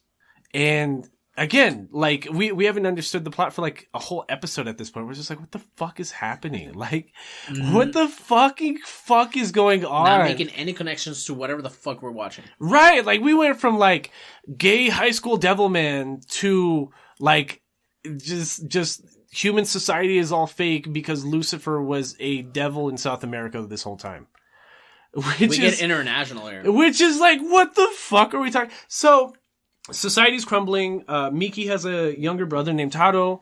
He ends up being taken over by a devil, to the point that, like, the mom, realizing he's turned into a devil, him and the mom just kind of run away. And the dad's, like, looking for them, and he's walking around Tokyo trying to figure out where they're at. And he ends up getting shot in, like, the street because they're showing, like, what Japan society is turning into with everybody turning to devils, to the point that the military is hyper, like, aware of everybody. That if you're just hanging out on the street, they're just going to kill you because they assume you're a devil. Like RoboCop's kind of shit. Exactly. And, like, RoboCop's not a lot of RoboCops, but, like, which is a comparison to the beginning, where, like, before the devil showed up, all the rapper guys were just talking about, like, the fall of society, how, like, there's no social outreach program, there's no, like, society isn't really trying to help us. The government's just, like, letting us all crumble underneath society's weight, right? Sounds about right. But then, like, they start actually showing society, like, crumbling, and it's just like, holy fuck, like, what was it, a metaphor, or is it trying to, like, lesser your expectations for just everything sucking in modern society? I mean, yeah, everything does suck in modern society. And it's sad because right before he's killed in, like, a homeless tent, like, little city in Tokyo, in a park, he finds them. He finds Taro, he finds his wife, but the wife is being eaten by Devil Taro. And the scene is fucked up because he literally opens one of the homeless tents, sees this giant fucking squid demon looking thing just eating his wife, and he's like, what the fuck? He just freaks out, and he's like, oh, you're not my son, like, gotta call my son. And on this demon, the squid demon's, like, body is Taro's phone, so, like, it starts going off when the dad calls him, and Taro, demon Taro's, like, crying at the same time. He's just, like, sobbing. He's like, I can't stop it. I don't know how to stop trying to eat my mom. And that's when, like, Japanese government just busts into the tent city, just kills everybody, including the dad, including all Demon Taro, including his mom. And Akira finds them. He figured out where they were. And he pulls up. He's just sobbing, too. He's just crying, Devilman Crybaby, you know what I mean? And he just grabs the 3 bodies and, like, buries them up on a hill. And he's fucking distraught, bro. Like, this is, like, episode 9, the second to last episode. So you're like, there's no time for anything else. What the fuck is gonna happen? Because what we start learning are that, like, the gangster rapper guys, one of them kind of has this ginormous crush on Miki. And before we continue, like, here again is where, like, they attempt to connect, like, the whole thing by making this, like, this visual representation of what the track thing was compared to, like, the end of the world. Mm-hmm. You know? And, like, Miki's trying to get to... She's trying to metaphorically pass the relay to Akira, but Akira's not there to save her and then continue. It's it was just so weak to me for them to even try it like that. I like it because so the gangster guys are in love with Miki and they're living at her house because her whole family's dead. Akira pulls up and Miki's like, oh, you went to go look for my family, right? Like, how are they? What's going on? And he's just crying. He's sobbing. He's like, Miki, I don't know how to tell you this, but like, they're all fucking dead. And she just runs upstairs. The other Mikis too. Miki number 2's there because she met up with them after Akira like buried, the Makimura family.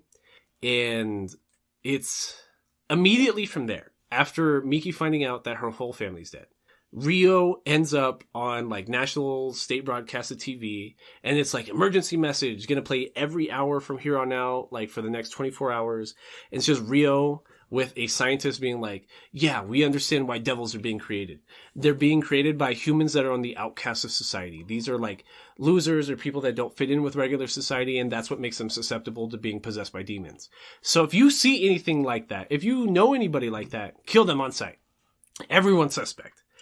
Every nerd is suspect. Every nerd is suspect, because that's what we learned is that was a fake broadcast put on by Rio and a bunch of devils, because the South American society where he went are actually an entire village made up of devils. Like, they're literally all devils. So they pretended to be humans to put out this fake broadcast to just pit humans against each other so that everything's distraught and everyone's susceptible to being possessed by a devil and that they can kill all of humanity. So it's again like Neon Genesis Evangelion. It literally feels like the end of Neon Genesis Evangelion because it's trying to reset society. It's trying to reset the universe, which is literally what NGE is about. And that's kind of what the devils are trying to do here. And don't get me wrong, it's cool. It just didn't, like I said, you have to watch this, for me at least, in the way that you're not going to overanalyze it. Cause I'm sorry I was overanalyzing it. Maybe my points of why I thought it wasn't good. Although I didn't like the animation at all. It just, in the fights were really good. But I didn't really like it. Super stylized like that. I just feel like you could at least give me good animation.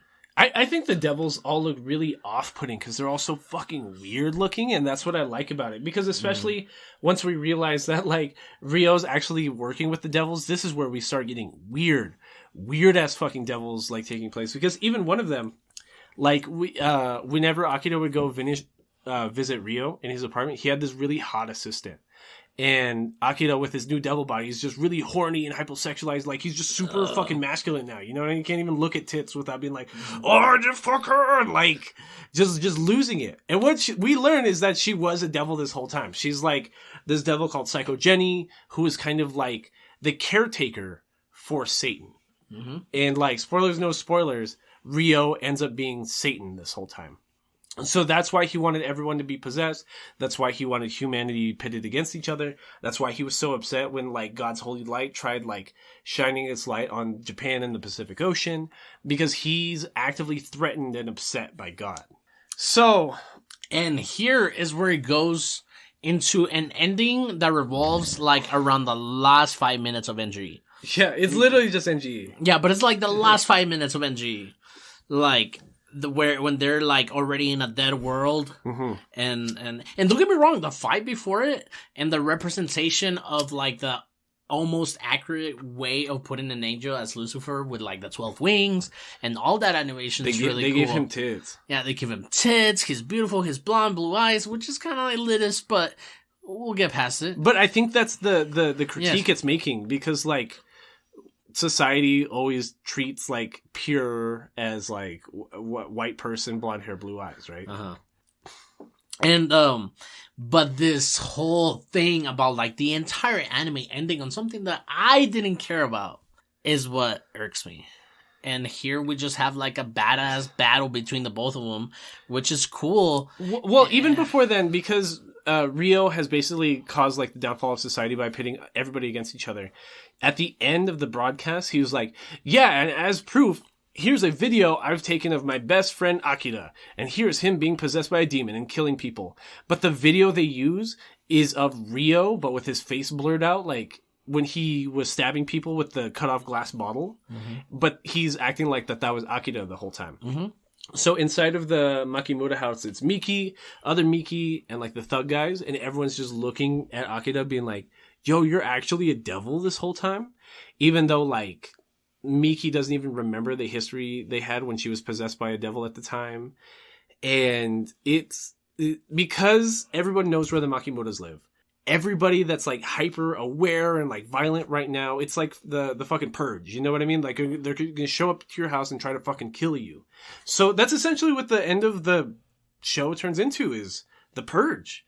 Like it just turns into like people against people against people, and there's just no ration or reason, to the point that like second Miki turns into full devil form and is trying to like get the main Miki, like Akira's Miki, out of there. But she gets gunned down by random people in the street. And she's like, run, Miki, run, Miki, run. And they kill her in the middle of the street. They stab her like 12 times in the back because they know that like she's essentially like Akira's girlfriend. And like they dismember her. So like Akira shows up to the house after it's been burned down, after like Miki's been killed. And like on pikes are like her head, her tits, her arm, another arm, her legs, all on separate pikes. And they're just parading around being like, yeah, we killed that witch. We killed that witch. It's literally burning the witch at the stake kind of stuff. And he shows up and his girl's fucking head is on the spike. Right. Crazy. And they don't even show what happens. Cause like some Game of Thrones stuff. Yeah, it's kind of some Game of Thrones stuff, because like earlier in that episode, he's like, I swear, like when he gets exposed, he's like, I swear I've never killed a person. I've never killed a person. They never show like what he does to those people. But the very next scene, he has her head. Mm-hmm. And he's like holding her head, and he confronts Rio, and he's like, Rio, why the fuck did you do this, dude? Like the love of my life, like my girl's like, her head's literally in my arm right now. And that's where like he exposes himself. He's like, cause I'm fucking Lucifer. I'm just like, I was God's like most talented. It was me, Dio. Yeah, exactly. I was God's most talented Dio. I was the most powerful angel, and I got cast down to earth. And that's where we get the backstory. The actual plot to Devilman Crybaby is that Lucifer got kicked out of heaven, got sent back down to earth, and already on earth there were devils, and devils were taking over dinosaurs and plants to make them stronger creatures, so that they could like, that's how devils were growing to be strong on earth, right? But Lucifer, being knocked down to earth, subjugated them. They decided to follow him, to the point that they took over everything and like basically possessed like all life on earth. That God reset the world, and instead of killing Lucifer, like turned him into a child born in the 1990s. And he forgot all his memories. Mm-hmm. So he was born inside of the Aboriginal village in South America, where they're actually all devils, and they brought him up, but he never remembered who he was, that he's Lucifer, to the point that he moved to Japan and became really successful and famous. And that's why he's rich too, just because he's Lucifer. He's the most talented angel that like God ever had. But he's not opposed to exploiting people because he's fucking Lucifer, right? So that's why he's so rich and powerful. Mm-hmm. But what he was setting up... Like Elon Musk. Like Elon Musk. Is Elon Musk Lucifer? So, subconsciously, he was setting up the plan that he was going to let Amon take over Akira so that they could restart like the devil takeover of the world, right? And that's where we're at right now. And Akira's pissed. So basically they've just started killing every human ever. There's not that many alive anymore. And this is like the fight. We get like a whole episode for a final fight. In a 10-episode anime, like a whole episode is the final fight. Mm-hmm. And it's crazy because Amon is literally the strongest demon, but he's just not stronger than Lucifer because it's fucking Lucifer. You know what I mean? Mm-hmm. So the other Devilman are like trying to help out Akira, and they'll be like, use me. Like anytime like Akira gets like his arm cut off, they're like, use me. He takes over their devil arm, and now his arm's stronger. He gets his legs cut off, same thing. Use me. And like he just keeps eating all these other like Devilman and taking over their powers, and keeps trying to like punch Angel, Rio, Lucifer into the world. Like he's knocking him through ice. It feels like the fight in Dragon Ball Super Broly.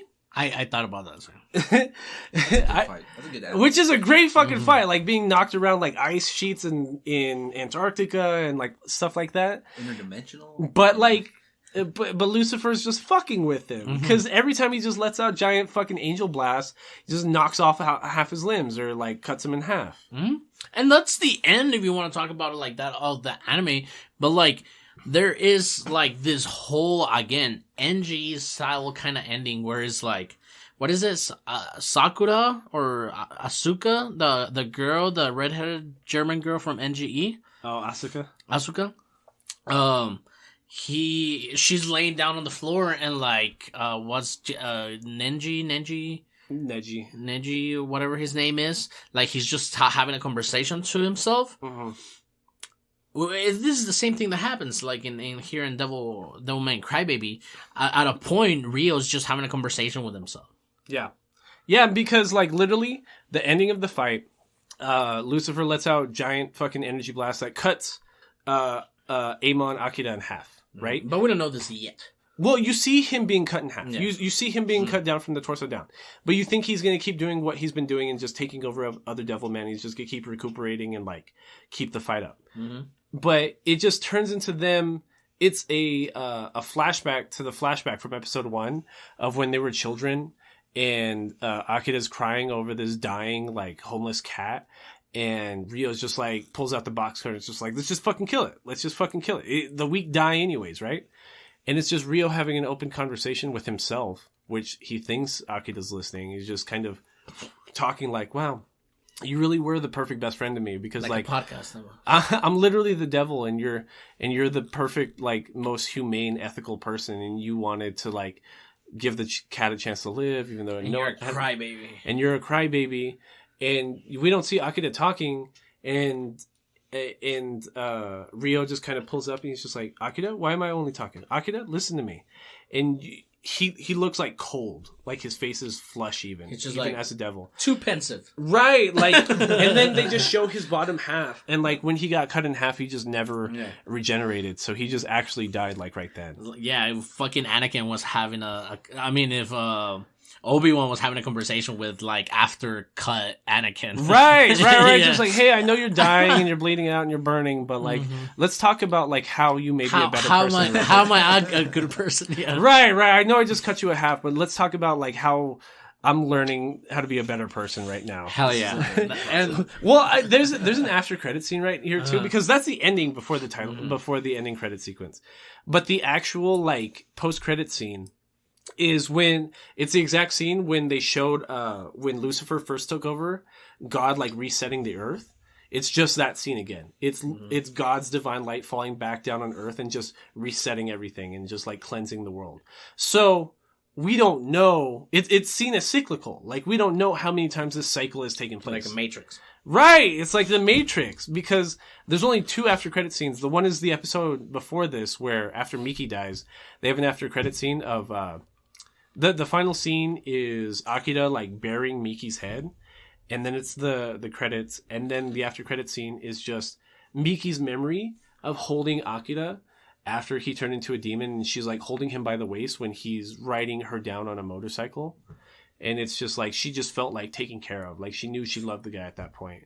And that love was never realized because she was murdered. Because she was fucking murdered.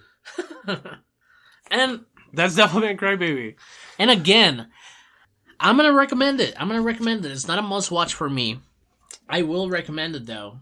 And if you're going to watch it, just go and have fun. Go in there and have fun. Yeah. Don't try to attach to anything else, because you can attach it to everything else. Just make sure you got your drink on the side, get some litty kitty. It's all right. Like, and then email us. Yeah. Tell us about it. Yeah, tell us about what you felt, what it didn't make you feel. I don't know, man. And just email us at betweennerdspodcast@gmail.com. Yeah, or just DM us at betweennerds. Anywhere. Anywhere. Literally anywhere. Send us a message on YouTube. I don't give a shit. What is your end thought of this? I love it. I feel like I don't love it as much as I did in 2018. Like in 2018... And I was going to ask you that. I was going to ask you that. Was this the first time you revisited this after you watched it? Since 2018. Okay. Like, I watched it twice that year. Been 4 years. Yeah. It's been like 4 years. And I remember when it won Anime of the Year at the time, I was like, that's right. And talking about the Crunchyroll Awards always get flack. Like, anime that people haven't even... It's like the video game awards. Like, the most recent video game awards, everyone was mad that a game nobody even played, like, won Game of the Year. The Crunchyroll Awards always end up like that, right? And we watched Odd Taxi. Odd Taxi was great. Well, that's nominated this year, but it's probably not going to get it. Like, last year was Jujutsu Kaisen. Oh, Jujutsu Kaisen was not Anime of the Year last year. No, it was absolutely not. Exactly. It's like you're right. It's like a popularity contest almost. You know what I mean? So in 2018, Devilman Crybaby won. I was like, that's fucking right though. Like that's correct. Like the air quotes popular one didn't win. Just a horny 2018 Drew just being like, yeah, this is great. No, because it was so stylized and it meant so much. And like, I like the use of literally elements. Like, I like that it's the closest thing to NGE that's not NGE, because think of things that have tried to pretend to be NGE, like Darling in the Franxx and stuff like that. That shit sucks dick. Yeah. Like, I would rather watch Devilman Crybaby. Devilman Crybaby. Exactly. Even, and it's always the ending that nobody ever sticks. NGE didn't even get its own ending right the first time. It had to make a movie talking about its ending at a certain point to fix its own ending. Like, it's hard making that type of anime. It's hard. The originators of this type of anime couldn't even get it right the first time. So it's okay if, like, Devilman Crybaby's ending isn't perfect. It's okay. And I'm not saying it's not perfect. It's just that I'm saying it's just... It was just too on the nose, almost. Too fucking NGE. I think it's less on the nose because it makes no sense. Like, you literally finish it and you're just like... Well, NGE doesn't make a lot of sense if you don't fucking... Which is the point. Yeah. Which is the point. And it's... I don't know. It's so good. Like, if you just have, like, an afternoon to burn and you just want to trip out on something, absolutely just watch Devilman Crybaby. You'll finish... It's 10 episodes, too, You'll finish it in, like, 3 hours, bro. Yeah. And, like, it's worth the experience. It in 3 hours. Exactly. It's worth the experience. Absolutely. That was it on Devilman Crybaby. Devil May Cry. That's a great game. I like that game. That is a good game. But I guess we'll go into the Nerd Down. Nerd Down. Nerd Down. Nerd Down. Welcome back to the Nerd Down, where the nerds get down. That was Drew, that was Alder, and that was CJ on the phone breaking down the Nerd Down. In this Nerd Down, we finally have a list of things to talk about. I think everyone's almost caught up with everything. I know I was trying to talk about Peacemaker last Monday, and although you hadn't finished it yet, or you hadn't caught up like at all. But what do you think so far? It's really fun, man. It's glad to see something good from DC. Yeah. You know? It's clearly not as good as like the Marvel ones, but like it's...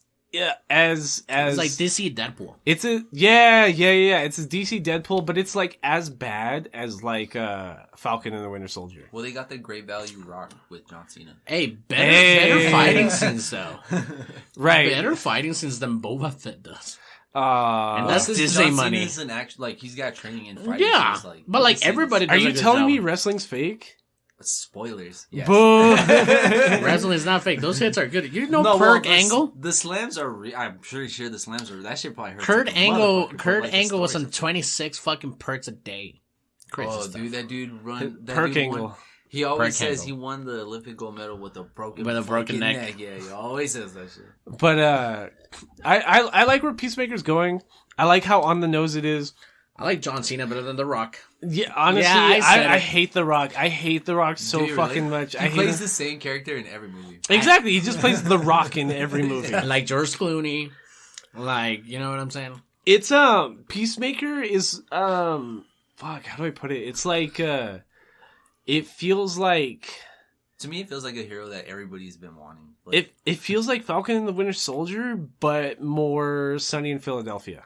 That sounds funny. You get what I mean? Yeah. Like, it's more like... Yeah, it's just a bunch of dudes trying to run an operation. Right, but they're all fuck-ups, and everyone's betraying everybody. It's fun. It's fun. It's so... You're not... supposed to take it seriously. Like, there's a bunch of things that I want to critique every episode when it comes to, like, production value. Like, the character design. Well, the character costumes look cheap as fuck. They get corny as fuck actors. I think they're supposed like, I think that's what they're supposed to. Right, but they're supposed to.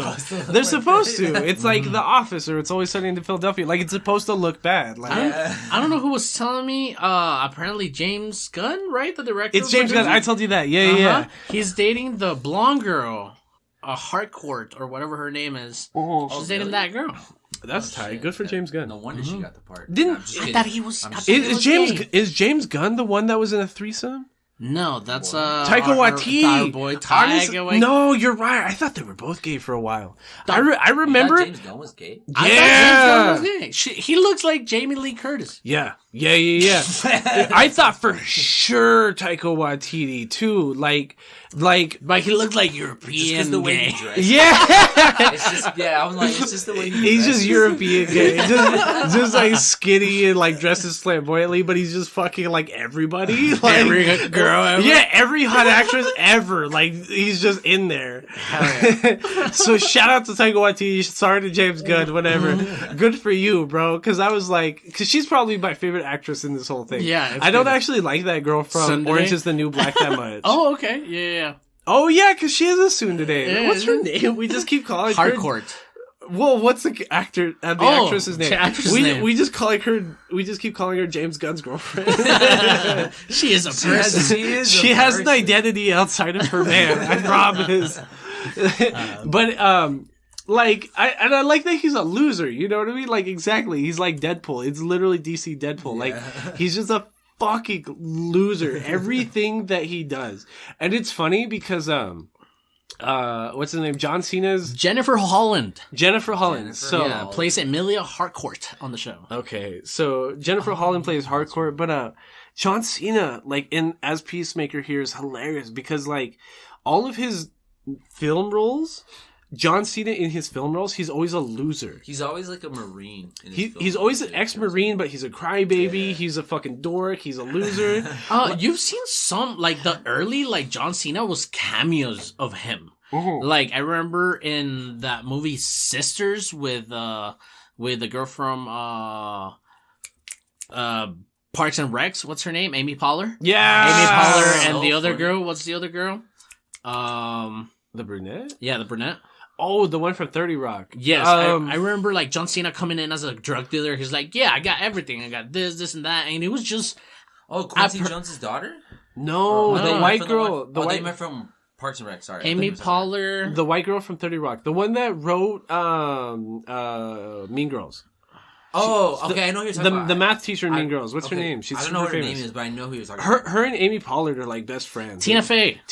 Oh, yeah. Didn't they come out in that movie, Mama, or Mama's Girl or some shit? Something about... Yeah, Baby Mama's Girl. Baby Mama. Yeah, that's a funny-ass movie, too. Dude, that's hilarious. Yeah. She's fucking funny, man. But I'm talking about Sisters. Like, John Cena does cameos like that, and he started, like, in 21... No, that's Channing Tatum. What is the other movie that he started in?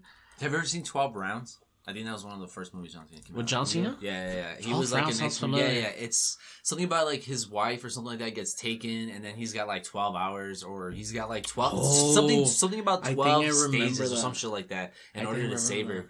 And of course, he plays like this ex-Marine, and it was when it was like the height of his WWE fucking facade when he was like John Cena. It was like a shooter Mark Wahlberg kind of style movie, huh? Yeah, exactly. It was like an action film that he came out in, dude. It was one of I'm not gonna lie, I saw that shit. Oh, it was alright. Well, I mean, I was young at the time. If I rewatch it, I'll probably not like it. I remember it. It was pretty good.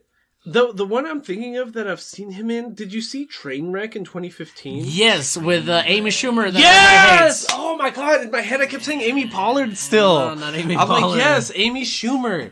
Oh, like, the fat white girl? Yes. She's not. You're not supposed to say that. You're not supposed to say that. You're not supposed to say that, but yes. The heavy set. Yes. The super annoying one that no one likes anymore. That no one likes. Like, she's not funny. She was super like popular for like 2 years, and then she just fell off the fucking face like of the earth. The female Carlos Mencia. Dude, yes! Yes, she is literally the female Carlos Mencia. I just remember John Cena in that one. He's dorky like he is here as Peacemaker too. That's what that made me think of, because like everything he does now, he's just like this dorky swole guy. And if you think about it, The Rock, he started with like some roles like as the Tooth Fairy. I don't know if you guys remember. Right? Tooth Fairy. Where it was just a dorky ass. Okay. The girl from Tooth Fairy, the little daughter. Have you seen what she looks like now? She's pretty bad, dog. She's fucking bad. How old is she? She's like 20, old enough. Or something like that. She's an adult now. Yeah, she's okay. Now. After last week with Jacob on Wellness, I always feel like I have to ask age now. I'm tiptoeing. Bro, Jacob like came at me hard on Thursday, being like, "Nah." Like if she was designed as a 12-year-old, she's been in service for 9 years. I'm like, yes, Jacob. Like 12 plus 9 is 21. Yes, I agree. She's still right, but like the lolly in Peacemaker is still. In Peacemaker, in Plastic Memories is still a lolly, bro. Like she's clearly designed to be a lolly. Like I don't know. What to One Piece has been 24 years, but Luffy's still fucking 19 years old. So it's like. Yeah, honestly, that's probably one of the things that always get me mad about One Piece. Not always, but sometimes. Is like I'm always bitching about how like characters in the anime are always like asexual almost. You know what I mean? And like Luffy more than anybody encompasses that. Yeah. Luffy more than anybody like encompasses that because literally, you're not this far although, but like there's a character, there's a pirate in One Piece who's the most beautiful person in the world, in the whole world. Her devil power fruit is literally the love fruit. Like if people are attracted to her, she can turn them into stone. Like Medusa. Like broken fucking power on the most beautiful person in the world. Broken, right? Mm-hmm. Luffy is so asexual. He's like, what's up? During her character introduction, she is in the bath. And he's just like, hey, I'm looking for food. Is there anything here? And she's just like out here naked, tits out, butt out, whatever. Like the character of Goku got lucky to get Chi-Chi, if anything. Well, it's because Chi-Chi wanted him. Yeah, that's the dynamic there because like... Well, didn't they fight? And then like he whooped her ass and then she was just like, whoa, you whooped my ass. It's love. You know what I mean? Like, oh, shit. Well, but like Goku outside of like fighting has such a meek personality and she has such a strong personality that like she's able to beat him into submission because she wanted him. Which is the funny dynamic about like Goku as a person. And like one of the most recent like Dragon Ball Super films, Vegeta makes that canon where he's talking about Saiyans. Yeah, we fucking love strong women. You don't think it's weird that both me and you are with like the strongest women on Earth? And Goku's just like, oh, yeah.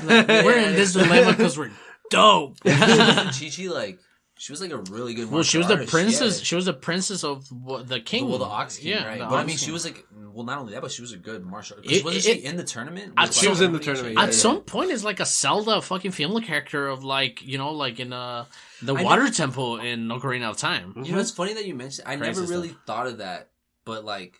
She's the princess, but yeah, they lived in like some rinky-dink ass fucking house. Because she loved him. No, I know, but I mean, like, could she ask her dad for like, yo? But Goku's like essentially homeless, kind of. You know what I mean? He's this unemployed fucking like bum. He's like a Mowgli from like Book of the Jungle kind of thing.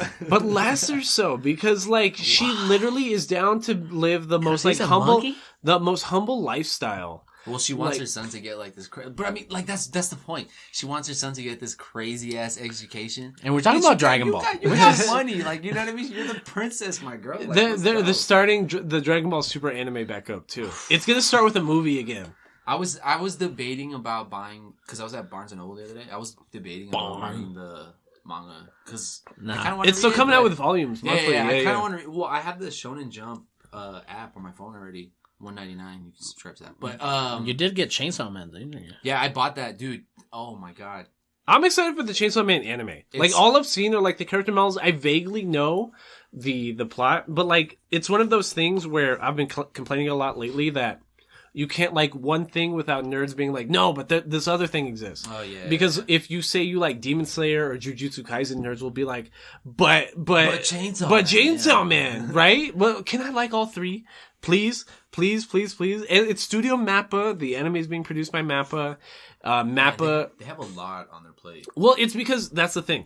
Mappa was picking up a lot the last 3 years, but ever since the Chainsaw Man announcement, they haven't announced anything else they picked up. I think they're dude. They just go bankrupt like every time. Okay, well I've been like the I think I'm only on chapter 5, I think, or 4 or 5, one of those. But dude, the visuals are that shit's fucking crazy. I think Math if you like a dark type anime or manga, whatever, it's perfect. Like, kind of gives me Berserk feels. I think Mappa's gonna do it right because if they really dropped all of their other productions for this, I wholeheartedly agree.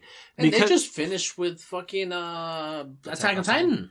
Yeah, exactly. They're like Attack on Titan's coming out right now. I think they produce everything beforehand, which is why that they're exclusively like putting all their resources in Chainsaw Man right now. Last season they did. So they're done with Attack on Titan. They're just pumping out the episodes every week now. Right. That's what they say. Oh, well, honestly, that's tight with me because I can't wait for everybody to see what's happening up next. They had an anime last season, which was a Crunchyroll original.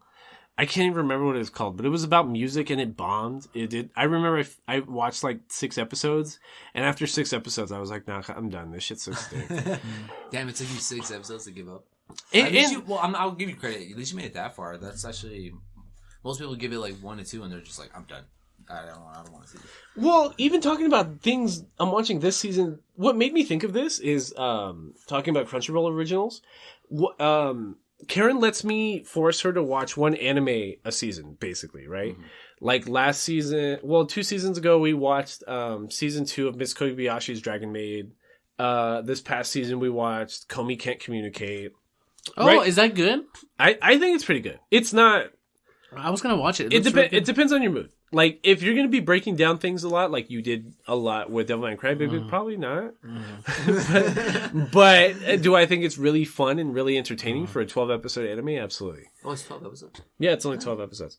But we're watching My Dress Up Darling right now. Where did you see that one on Netflix? It's on Netflix. Okay. Yeah, it's a Netflix original. Oh. Yeah, there you go. Okay, there you go, yeah. Yeah. So, but like, we're watching My Dress Up Darling, which is a Crunchyroll original. And it reminds me a lot of Komi-san Can't Communicate because Komi-san Can't Communicate has fan service.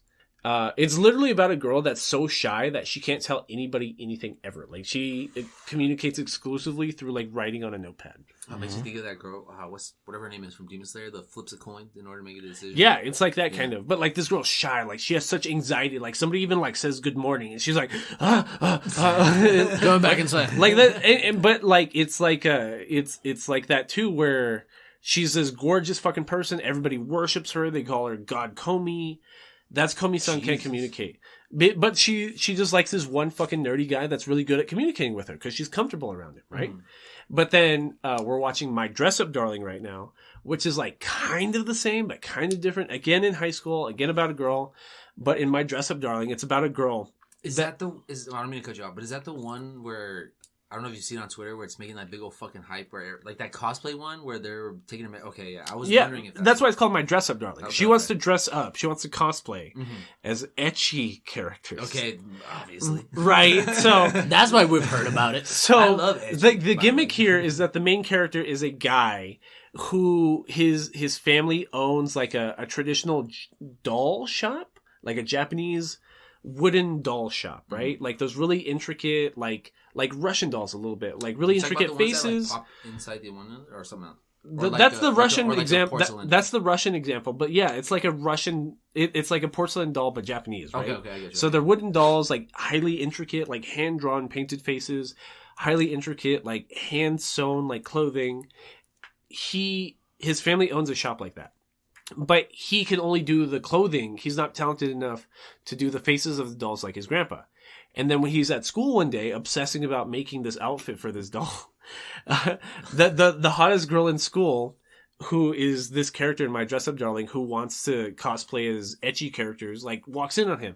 He's like, oh fuck, she's gonna think I'm fucking weird because I'm a dude, and I'm in here like on the sewing machine and I'm making clothing for a doll, and she just gets super excited and like immediately just like starts taking off her clothes for him, which is like the gimmick in My Dress Up Darling because it sounds really PG. Not even PG-13, like PG, because it's like, making knowing how to sew is so cute and it's so like PG. Right, but here's the thing, she's really hot and it's just all about her just getting undressed and super comfortable really quickly. Like literally there's only 2 episodes right now. The entirety of episode 2 of My Dress Up Darling is she's in a bikini making her measure her measurements. Okay. For her thing. So it's like, you have to measure my bust line just in a bikini. So like his face is right in front of her giant fucking tits. Just like with measuring tape, just like out here. Yeah, measure my hip line. So he's just like behind her, just in front of her ass, just like. So one of the funniest like quotes from this most recent episode is like, he is just like, they meet up on a Friday. That's where she finds out he knows how to sew inside of the sewing room or whatever. He gets super scared. She convinces him to like make all her cosplay clothing. He's like, okay, but give me the weekend to think about it. I'll let you know on Monday. Is she paying him? No. Of course not. That's the thing. So like, that happens on Friday. The next day on Saturday, she just shows up to his house and she's like, yeah, I was Googling Japanese nesting dolls or whatever the fuck they're called. And I figured out where your family shop is. So now I'm here. And she just dresses in like short shorts and like, a button down shirt that's buttoned up like halfway down. Like she's fashionable. You know what I mean? So she just like forces her way into his house, like into his room and just like takes off all her clothes and she's in her bikini. She's like, yeah, now you're going to measure me. And that's like the whole episode. So what episode are we? In what episode of Between Nerds are we watching this? Well, let the season finish and we can discuss it. Okay. That sounds pretty good. Yeah, that sounds good. But like that's the gimmick because like he feels insecure as a man because his hobby, his profession is to make these dolls. Mm-hmm. But like a really, really hot woman is showing value in him because of that. Which is again one of those dynamics me and Aldo talk about with nerds all the time is like, nerds want to see themselves in these characters. I was about to say, I was literally thinking that, like, what is it with most of these animes where it's like they always have the introverted nerd who's just like, bro, I'm such a social outcast, but then here comes hot girl sees my value in it. Here comes busty bimbo. Exactly. She's just like, wow, you're just the person I was looking for. It's again one of those, but like it's one of those like. It hurt my feelings almost for a second in episode 2 because like she's totally letting him like feel up on her and like putting her tits in his face and like, you know, she's just flaunting herself and she's like friend zoning him like immediately. Yeah. So I almost feel bad for the guy. Like it hurt my feelings. So I'm like, that's like, so mean. That's so mean. Don't do that to him. Yeah. So then, but then like near the end of the episode, it pays off because like she gets flustered by him. Because at a certain point, like, he just kind of, like, nuts up. And, like, in his own head, he's just like, she's just a bitch. Like, she doesn't see you like that. Like, it's a girl. You're here to do a job. Just get it done. And he just, like, professionally, like, is measuring her around the waist. He's measuring her inseam. Your inseam is, like, between, like, the bottom of your knee and the inside of your groin.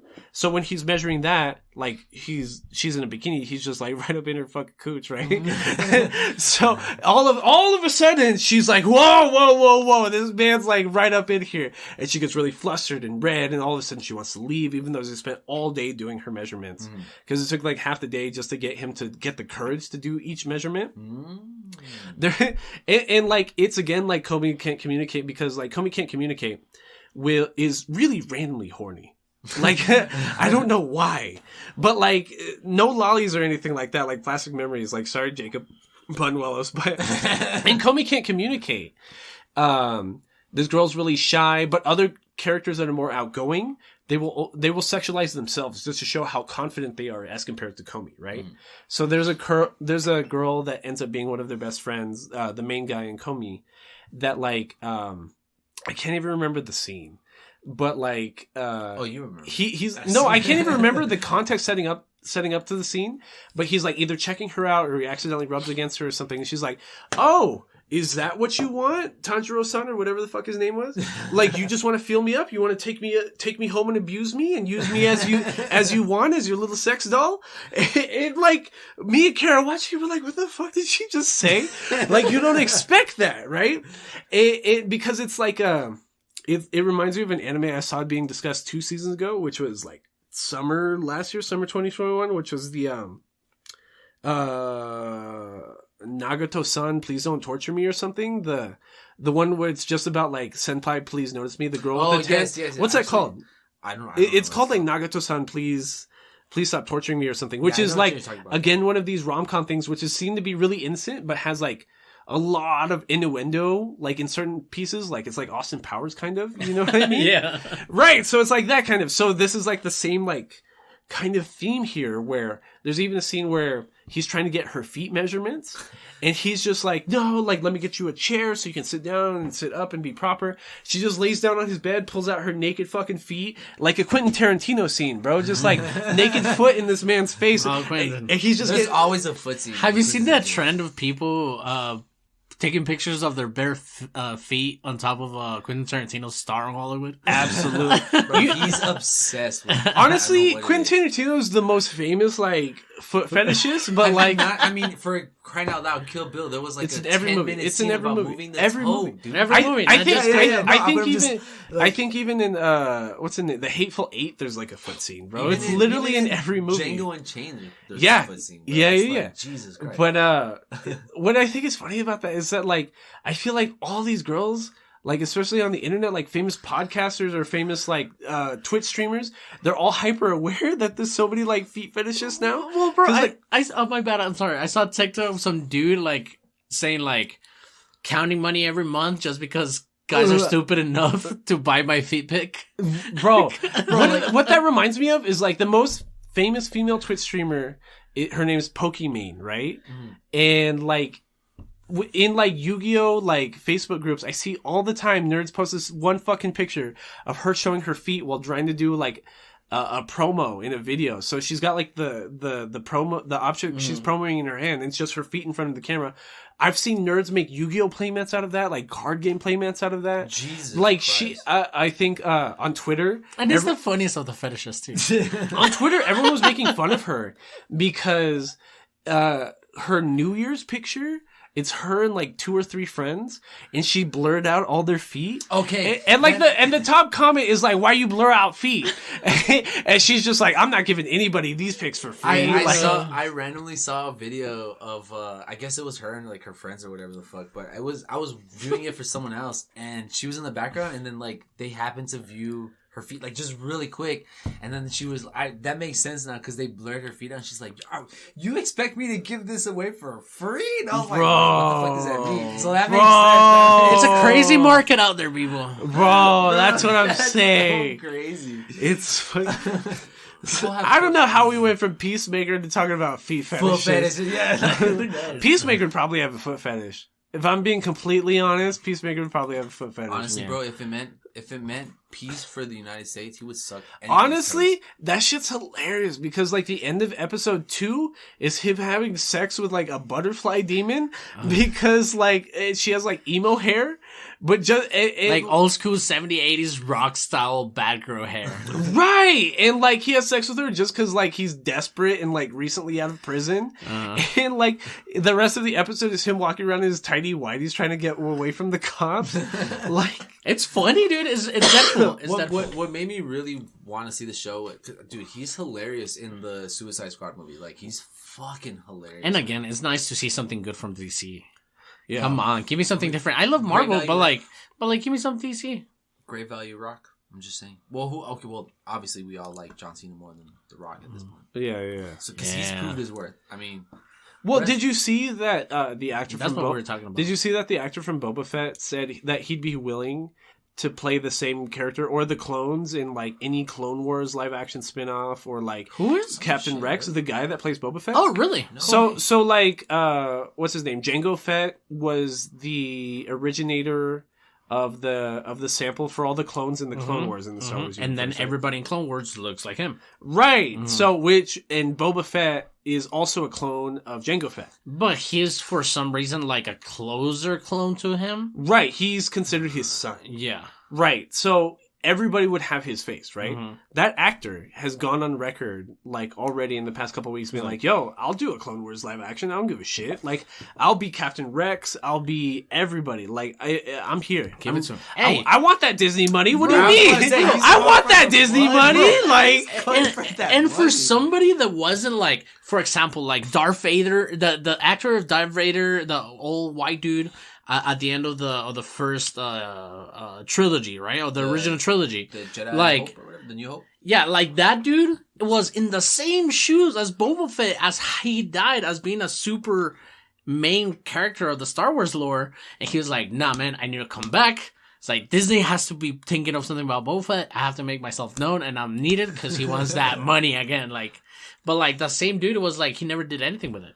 You know? No. Well, it's like how Mark Hamill, outside of Anakin Skywalker, like, only did voiceover work. Mm-hmm. Like, nobody wanted to see Mark Hamill, like, on screen ever. You know, after Star Wars. Fun fact, I totally forgot that he was the one that voiced Joker in the Batman animation. Mm-hmm. He's a fuck ton of, like, voiceover work. Dude. That's what I'm saying. Well, do you know why the Arkham Asylum is called Arkham? Why? Because it's Mark Hamill.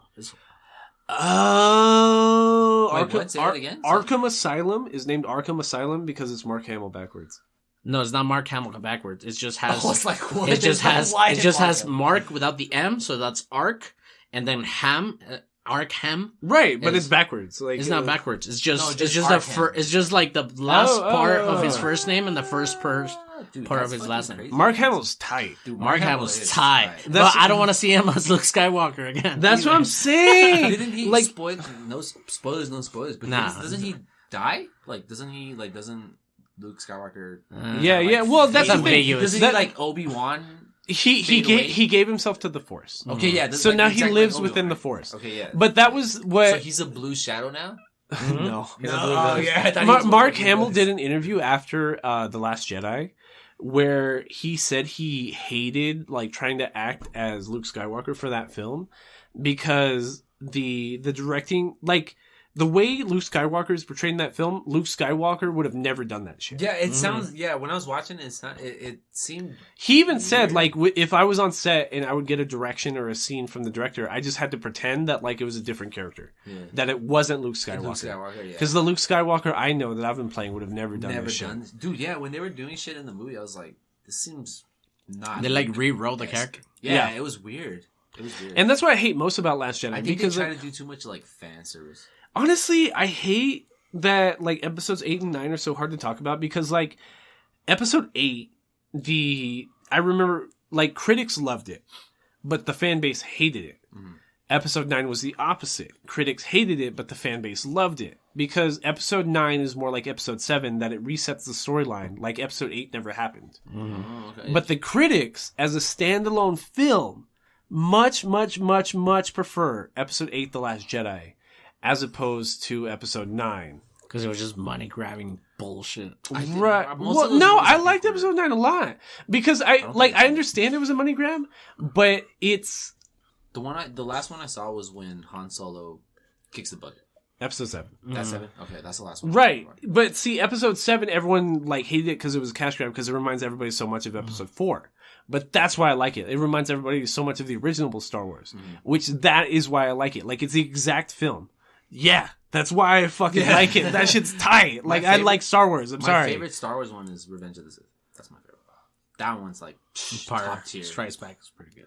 It's actually Empire Strikes Back. But see, that's what I'm saying. Like, I'd probably give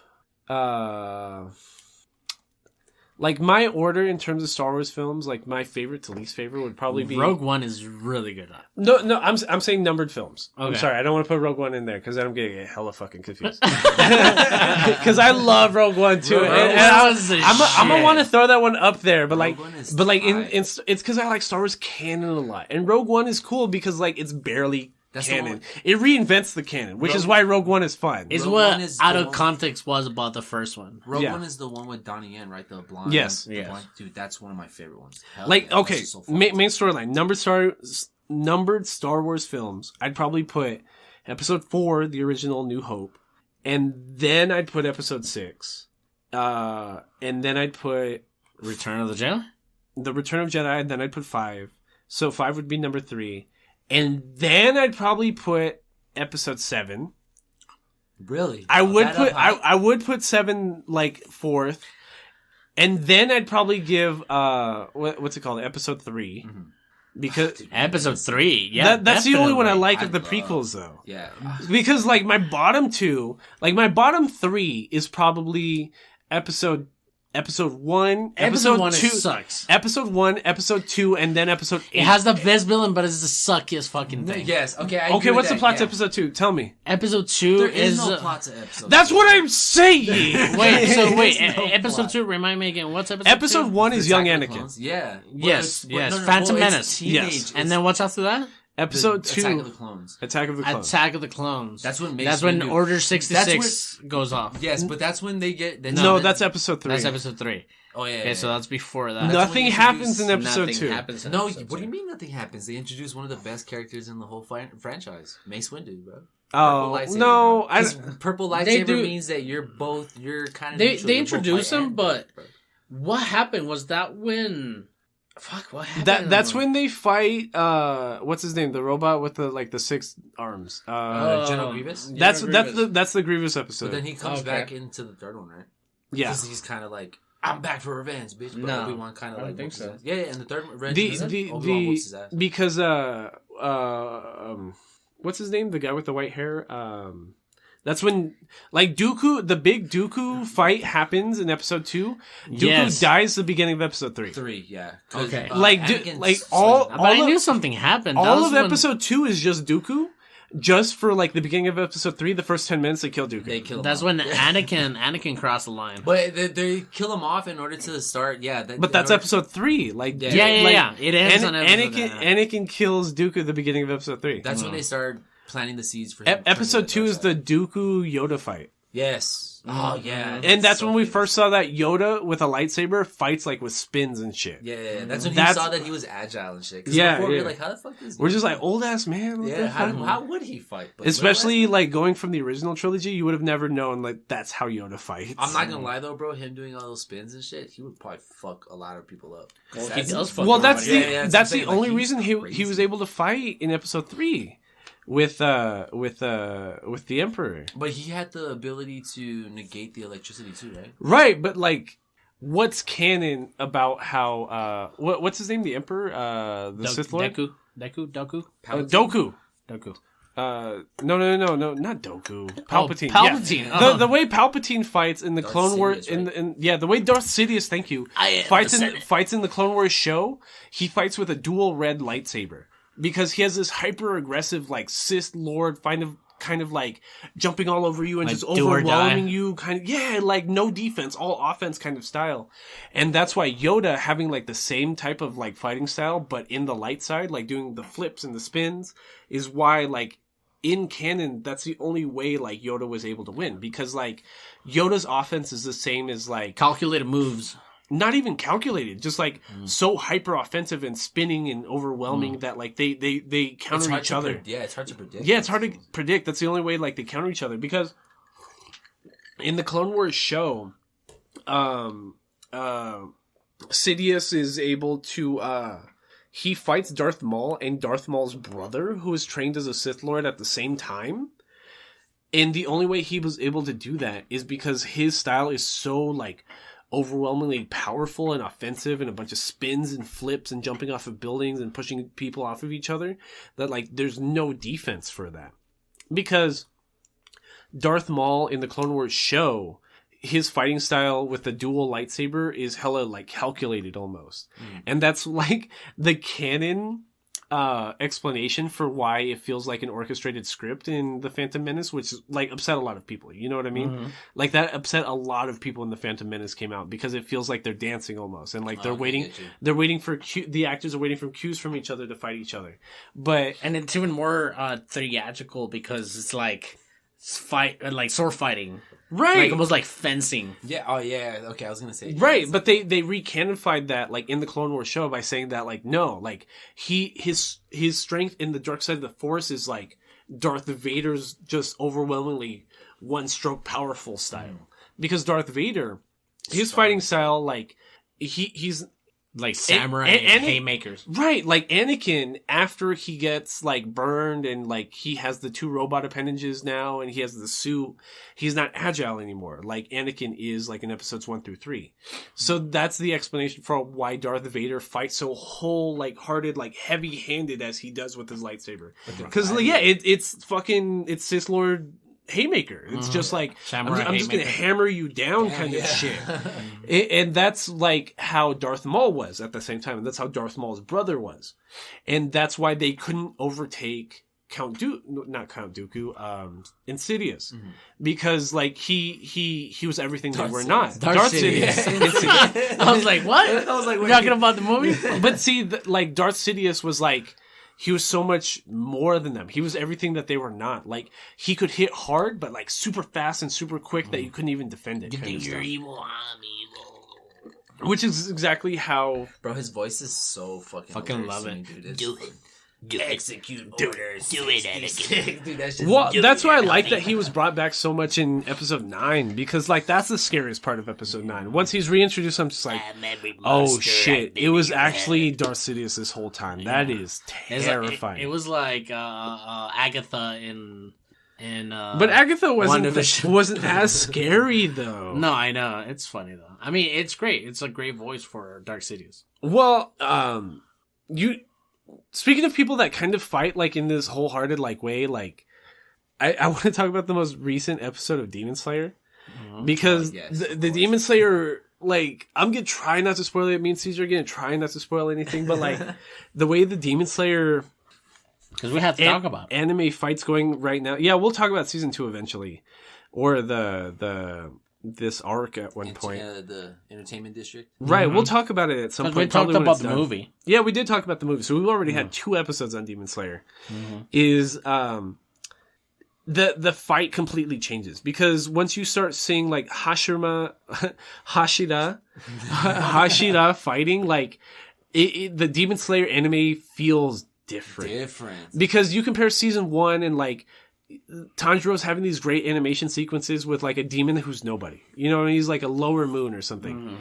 And then the Mugen Train movie comes out, and you see what a Hashira fight looks like. And he loses. And it's it looks like a Dragon Ball fight. You know what I mean? Just like this breakneck kind of like lapse in, like you can't even see as fast as they're moving. It's a crazy transition from episode 20, I think, when Gyu kills the lower demon, the lower moon demon, and just in one quick, I'm gonna sidestep you and slice, and then going from that to the Mugen Train movie to seeing like, whoa, holy shit, the upper moon demons are, because they aggressively tell you, it's like, you think our main 3 are powerful? No, they're not yet. Yeah, right. Like, wait till you see the upper moons, and it's just like, well, that's what I do like about Demon Slayer. Like, even from the end of the manga, you never feel like our main 3 are powerful enough to fight like anybody. No, because like no spoilers. Like I've been saying for forever that what's his name? The Demon Lord's the final fight. Like obviously he would be, right? What's his name? Muzan. Like obviously Muzan's the final fight. Even like them going into the Muzan fight at the very end of the manga, you're like, they can't do that. Yeah, like it's literally the chapter before the Muzan fight. I'm just like, no, that's like, not gonna happen. What are you talking about? He's fucking wild, man. Like Muzan's basically a god. Like, dude, you can't beat him. And that's what it feels like watching this Hashira fight right now. Because like we thought, what's his face, the Flame Pillar was like the most powerful Hashira, and he got killed. He got killed on the spot. Rengoku? Rengoku by the upper 3 moon. He got fisted through the chest. And right now, we're watching the Sound Pillar about to fight the upper 5 moon. And it doesn't even look like he can do it. No, upper 6. Upper 6, which is worse. Like, so it doesn't even look like he's going to be able to do it. Cause you're just like honestly, this part in the manga was so scary, because it's like, bro, the animation. Izui is my favorite character, but like just seeing him struggle, because his character is to be the coolest person on screen ever, like somebody that's never pressed or stressed about anything. What did you think about the change from flamboyant to flashy in the anime? I think it made sense.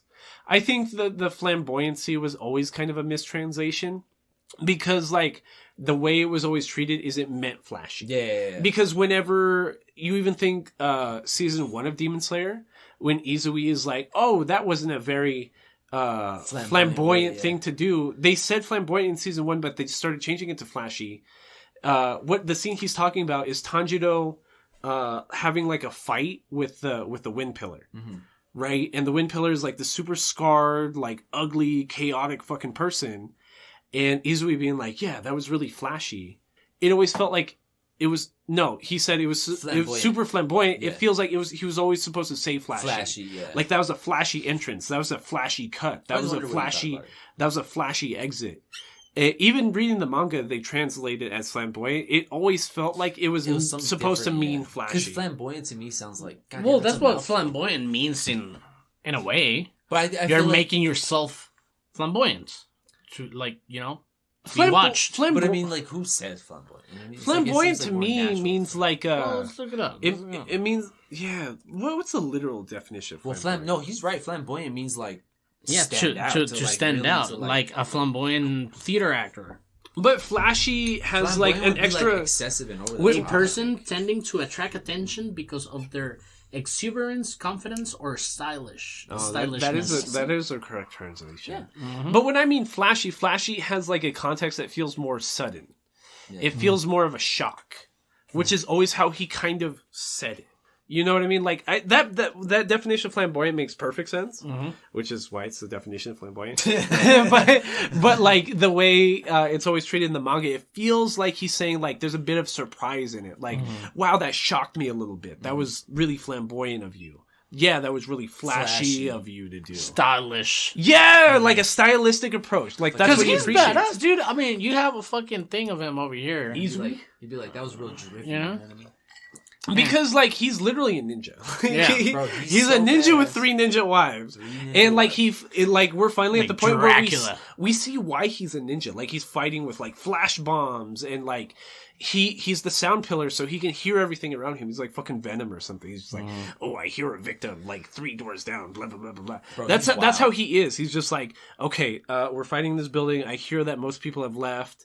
And he makes me think of Toph from Avatar. You know how she like that? That's exactly how the sound pillar is treated. I love how like they did the little scene with the sound vibrations from the room. Oh, that was so well. What hurts is like in the movie when the flame pillar, I keep forgetting his name, but Rengoku, thank you.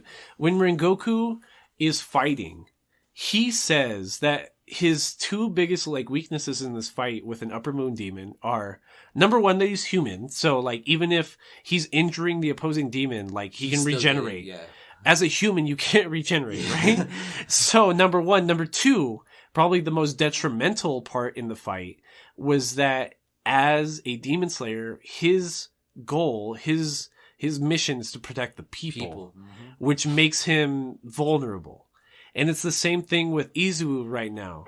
Like, his number 1 goal is to make sure that no one dies during this fight with 2 Upper Moon 6 demons. Which is wild. So it's just like it's a losing battle from the very beginning. You know what I mean? It's just like you can't. And he's got 3 somewhat rookie demon slayers on his side. No, they're literally rookies. Yeah, he calls them rookies from like the beginning. Yeah, so he's like, bro, it's tough. He feels like the Lakers in what, like 08 or some shit. Yeah, it's fucking wild. He feels like he feels like the Lakers right now with Russell Westbrook just like holding them down, like just bringing them down. Yeah, just bringing them going nowhere. They can't even play defense. Like what am I gonna do? But man, this is I love the animation that everything that's coming down, like all the slow mos and the fucking fast paced shit's going through. I like that it really feels like a 1-to-1 translation of the manga. Yeah, dude, which feels so crazy. Shit has been because I remember reading the manga at the time, and I remember seeing every scene for like 5-6 chapters during this fight, being like, "Fuck, every scene here would look amazing animated." I remember they do 1-to-1 scene adaptation. I remember seeing the Nezuko change. Yeah, like when I was reading it for the first time, I was fucking hyped. I don't even remember this. Reading it as a manga panel, I don't even remember her having tits. I was just about to say that. Which is like, why it pissed me off that the internet was only concerned with the tits this week. Well, to be fair, they had like a close-up shot of just her tits, like with the vine growing on there. In the manga, they just kind of like slowly revealed like her arms and shit like that, and then they just revealed her. So yeah, of course they have like a full blown close-up shot, of the titties, the biddies, they have to. Yeah. It's honestly, I'm really excited because the next 2-3 episodes are gonna be insane. Because from where they are in the fight, it's clear that they're gonna do the same thing they did last season, where the last 3-4 episodes are gonna be recouping after the final boss part. Yeah. So what are we talking about again? Demon Slayer. Demon Slayer. Yes. You're only 3 episodes behind if you want to catch up. Yeah. Man, definitely. I will. It's dude. But no, Drew's right. In the next 3 to 4 episodes, shit's about to get kicked up. Right, and then there's still 5 weeks left in the anime season, so it's just gonna be the end of season 1 where they were just recouping and retraining and getting their bearings together. It's gonna be the same thing. Shit's gonna be fucking wild. But that means that either they're gonna do another canon movie which if it's the very next arc would be absolutely insane, or they're gonna do the season because the next arc after that is with the Mist Pillar. Oh, okay. I was wondering what you know. Yeah. And the Mist Pillar arc, they go to the village of the people that make the swords, the Demon Slayer swords. Oh, the ones made out of the meteorite. That shit is don't get me wrong. Izui's my favorite. The Izui fights are dope. I love the Entertainment District arc because of Izui. But reading the arc in the village of the sword makers is this the one with the jar demon? Okay, yeah, there we go. With the jar demon? Yes. Oh, crazy. That one was wild. That shit's gonna be insane animated. Yes, I can't wait for that. Dude, I know they're gonna go nuts with that fucking jar demon. Oh, that shit. I was wondering which one you're talking about. We still have 2-3 more years of Demon Slayer. Oh, yeah. To be honest, the way it's being treated, we still have 2-3 more years. Bro, it's gonna be... Dude, that's just really wild. I don't know if me and Aldo mentioned it during our pre-production notes at the beginning of this episode, before the Nerd Down, before our discussion on Devilman Crybaby. But next week we're going to be doing an episode on the Studio Trigger film Promare. I've been wanting to watch Promare for a while. We haven't watched anything from Studio Trigger in a while. Mm-hmm. I'm really, really excited. Amazon Original. Prime Original, I believe? I don't think so. I don't think it is a Prime Original because I know it was shown in theaters for a while. What other ones? Gurren Lagann, Kill la Kill, Little Witch Academia. I was that sounds so familiar. Kill la Kill's awesome, actually. Well, it's the creator of Studio Trigger was in the... He was in... Oh, fuck, what studio is it? He was in... Madhouse? No. It might have been Madhouse. The studio that made Gurren Lagann, he was the lead director for Gurren Lagann, and after the release of Gurren Lagann, he made Studio Trigger. Madhouse, I believe. It might have been Madhouse. It might have been Madhouse. So it's a badass fucking anime studio made by a badass fucking person. It sounded so familiar. I was like, I know I've heard that. And Promare has a bunch of promotional material. And good reviews, too. Great reviews. I remember I really wanted to see it when it was in theaters. I just never got around. Well, I remember why I didn't get around to it. When it was in American theaters, that was immediately after quarantine. Oh, okay. I was wondering. I was like, it was summer. March before March 15th. It was summer 2020, immediately after quarantine. That's what I'm saying. So it was early summer 2020. Oh, when everybody was really scared. Yeah, nobody wanted to go out and no toilet paper. No toilet paper. Fighting grannies for toilet. Bro, that was so crazy. I hate people. Yeah, dude, I can't believe people. But yes, we're watching Promare this week. So watch it with us and let us know on social media and our email if you want to talk about it with us. Also, don't forget, man, coming up soon, I think March 22nd, they're gonna animate episode chapter 1000, One Piece. Yeah, that's just about to be fucking crazy. Well, it's because chapter 1000 One Piece wasn't even that crazy, and I saw a translated interview by Oda recently, 2 weeks ago, where he didn't even want to do anything crazy for chapter 1000. But the closer he got to chapter 1000, everyone kept talking to him about it, being like, yo, what's going down from chapter 1000, chapter 1000? And then he felt pressure to make it a thing. And he never wanted to make that chapter a thing. So, I don't know. Speaking of Oda, though, did you see that in his hometown, Kumamoto, I think it was today or yesterday, whatever the fucking time's like for them, the Zoro statue went up. Oh yeah, I did see that. Did you see the pose as a reference to his comment when they were in Little Garden? Remember when they were with the candle wax coming down? No. And then he was just like, if I'm going to turn into a statue, I want to go out with a cool ass pose. So this is the pose I'm going in. So they used that reference, and that's the pose that he's doing in this. Yeah, the wax statue. Yeah. Mr. 3. I'm glad that the current arc of One Piece might finally fucking end soon. Dude, 4 years. This is the 4th year. What is driving me absolutely insane is that One Piece took like 2 weeks off because of like the New Year and then like an Oda like break and all that stuff. Dropped like the craziest chapter in like 3 fucking years, and then took another week off.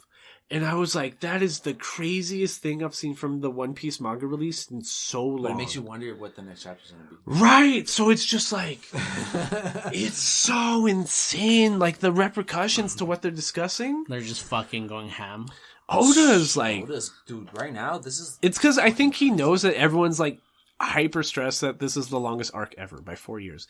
After everyone bitched about like how long the previous arc was, even though Whole Cake felt like it should have never been written that long, but it kind of was a little dragged out. This is a Wano arc, right? Yeah, right. I have all of Whole Cake. I think it's, I want to say maybe like 6 volumes, like 6 books. People were even mad that the Doflamingo arc was written so long. Dressrosa? Dressrosa was long as fuck. Okay, to be fair, that shit was like, how many episodes? Like almost 200, and that was in the span of 1 day. So like, I get where they're coming from. Yeah. It's crazy. It's wild. It's holy shit. It's so crazy. Doflamingo is still my favorite villain. Doflamingo's like smooth ass motherfucker. Yeah, it's literally my favorite. He's my favorite villain by like a long shot. Hell yeah. Even more than Katakuri and like whoever the fuck else. Well, I don't consider Katakuri villain. I just consider him. He's like a mentor almost. Like he's more like just someone that was like, "Yo, don't fuck with my family." He taught Luffy how to fight almost. Like he trained him almost. And that's another thing. Indirectly, like what an 8-hour fight was like. No, that was a 12-hour fight. A 12-hour fight was like 30 fucking like 30 episodes. Yeah. Like, God damn, man. That's the pacing One Piece is like established is absolutely crazy. That fight was fucking crazy. It's the craziest one because what it means. Yes. Like you're telling me that Luffy has increased perception so much that he can essentially see the future. And he has to use that in every fight from here on out? Well, it's more or less like, as long as he's focused, future sight. It's literally it's future sight. As long as he's focused, though, because if you're not focused, bro, he's just an ADD fucking idiot. Because we've seen demonstration of like, if someone's fast enough, they can still surpass your fucking future sight. Well, and I think that's why everyone gets mad that the Navy Admiral with the light fruit ends up getting like outpaced by characters all the time. I honestly strongly feel he's gonna fight Sanji. I don't think he's gonna fight Luffy because they fight with kicks. Sort of, but it's more like, well, that's one, yeah, because they fight with kicks. But I just strongly feel like he's gonna. I don't think Luffy's gonna take on all 3 admirals. I think they're each gonna get like an. I feel like if there would be a matchup, it would for sure be Kizaru and fucking. The thing about Kizaru though is that that's an example in One Piece of a fruit being so strong that the only reason it's not the most broken thing in canon is because the person that has it kind of detriments about it. Because like Kizaru has like this very soft, slow, laid back personality, and he has the power to travel at the speed of light. So it's like it makes you wonder. I wonder if like he thinks like on a higher, like he thinks so fast. No, but see, that's why I'm saying it's a detriment because like he can move at the speed of light, but he can't think at the speed of light. He's just like, bro, I'm just so like he's down on the. That's literally how he is in the anime. He just seems like some stone fucking old man. That's for real how he acts, bro. He's funny, and that's like that's and I really think the main example of like the personality of the fruit user matters more than the fruit itself. Yeah. Luffy's a really good example of that. Yeah, because I mean, not many people would think to do the rubber shit that he does. Because most people just think, like, bro, I'm bouncing. My favorite panel was in the chapter last week of that fool doing the Red Rock Gatling. No, not the Red Rock Gatling, but it was called like the Elephant Gatling or something. Mm-hmm. It was called the Meteor Shower Gatling. Oh no! That was Kaido's move, the meteor shower. That was him with the. Oh, I know what you're talking about when they're class, dude. Oh, I thought that was Luffy sailing. No, that was. But it said Gatling, so I thought it was Luffy. No. Luffy's. I'm pretty sure his was the Red Rock Gatling because his was the one that. So his fists were on fire? Yeah, is that what you're telling me? Yeah, Gear 3rd with on fire. Like I didn't even realize that shit was on. Okay, Aldo. Yes. Basically, at this point in One Piece, Luffy can harden his fists so much that the air friction he can fly? Causes his fist to light on fire. So it's like moving so fast, like igniting like a flint, like the Flash without his costume. Right, right, exactly. So he can light his fists on fire, and he fights people like that now. And he can also blow air into his fist that it looks like a giant fucking like 2-ton boulder attached to his fucking arm, into his bones. Actually, yeah, into his bones. So like he's moving. He has 2-ton arms. that are hardened with his willpower, which is essentially stronger than titanium, and he's moving them so quickly that they're lighting on fire. Just fire fisting everybody. Right, just fire 2-ton fisting everybody. This guy is going neutral with a Dragon Man. Fucking insane. This guy is going neutral with Giant Dragon Man. Mm-hmm. Well, for Giant Fish Man, actually. Giant Fish Dragon Man.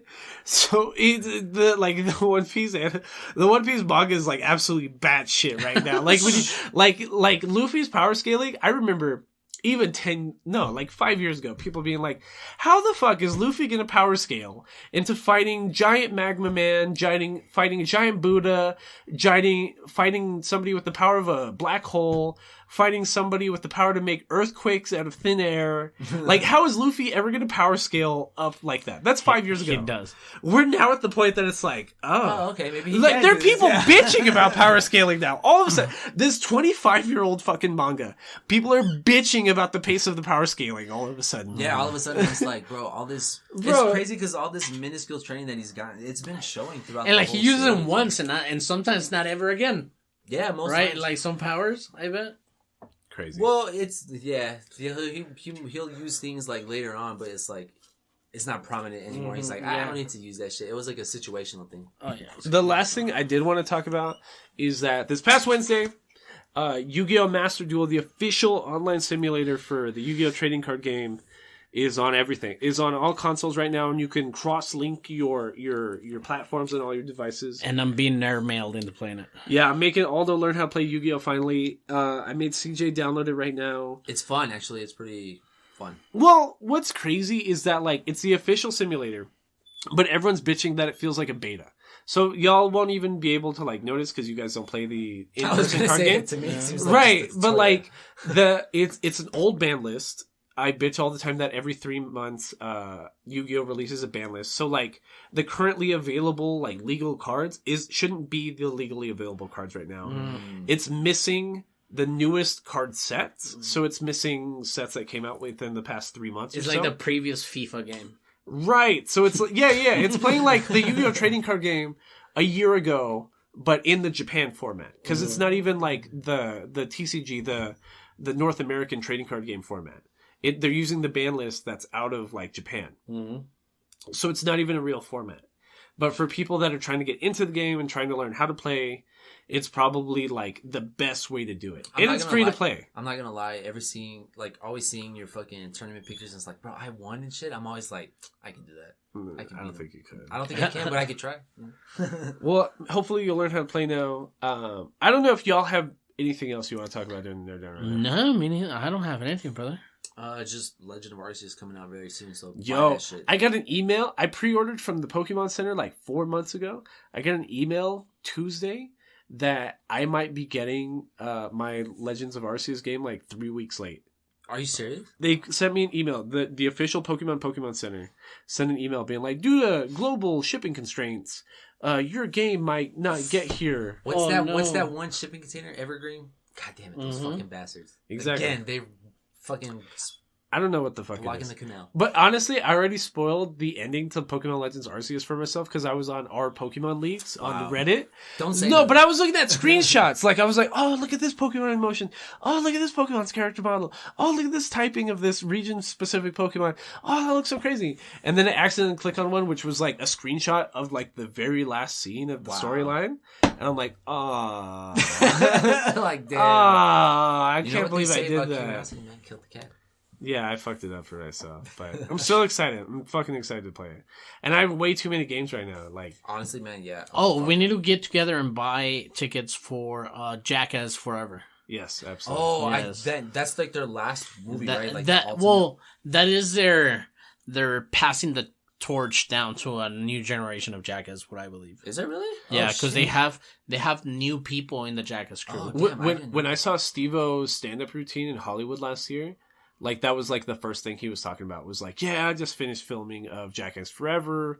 I'm really excited for you guys to see it, but like the rest of his stand-up routine is about him being sober now. Mm-hmm. So that's why he's kind of like joking why he's so done with it because he's fucking sober. He's out. Mm-hmm. He just had a kid. Only a crazy person can do that. He's changed his life like crazy, dude. Well, honestly, he was taking the fucking nitrous gas for a while. Like that taking everything. That fool was bugging. Well, he's done interviews being like, nah, like the gas was my favorite. I would literally just sit in my apartment and just trip on nitrous. I like when he's like a Starbucks, like no whipped cream because I'm allergic to nitrous. Poor guy. Yo, that dude was. I'm glad. It seems like he's all right though, because like. No, shout out to Steve-O, man, because half his stand up was about like his girl now and how she's got him like on the straight and narrow. He's like a vegan and he has like an animal kind of like. He already made his millions. He doesn't gotta be crazy anymore. No, anyways. He's good now. But like he has like an animal sanctuary kind of fucking thing too. Oh really? Fucking amazing dude. I used to follow him on Instagram. Fucking amazing dude. That was like a long time ago. So, just at the end of this episode, we do want to remind everybody to use this month's hashtag. That's hashtag Down for Nerds, DOWNFORNERDS, an original tweet, Instagram post, or YouTube comment to be entered into our January giveaway. And for every like and retweet and YouTube comment, we will be donating to the Down Syndrome Coalition for El Paso. And shout out to TCG Battleground, co-sponsor of our giveaway. Anybody have anything else? Shout out to Mappa Studios because you guys are doing amazing work. Yeah. Hit us up on social media at Between Nerds. Question, comments, or concerns, Between Nerds comments at BetweenNerdsPodcast@gmail.com. I think that's it. Yeah, I think that's it, man. And this has been Between Nerds.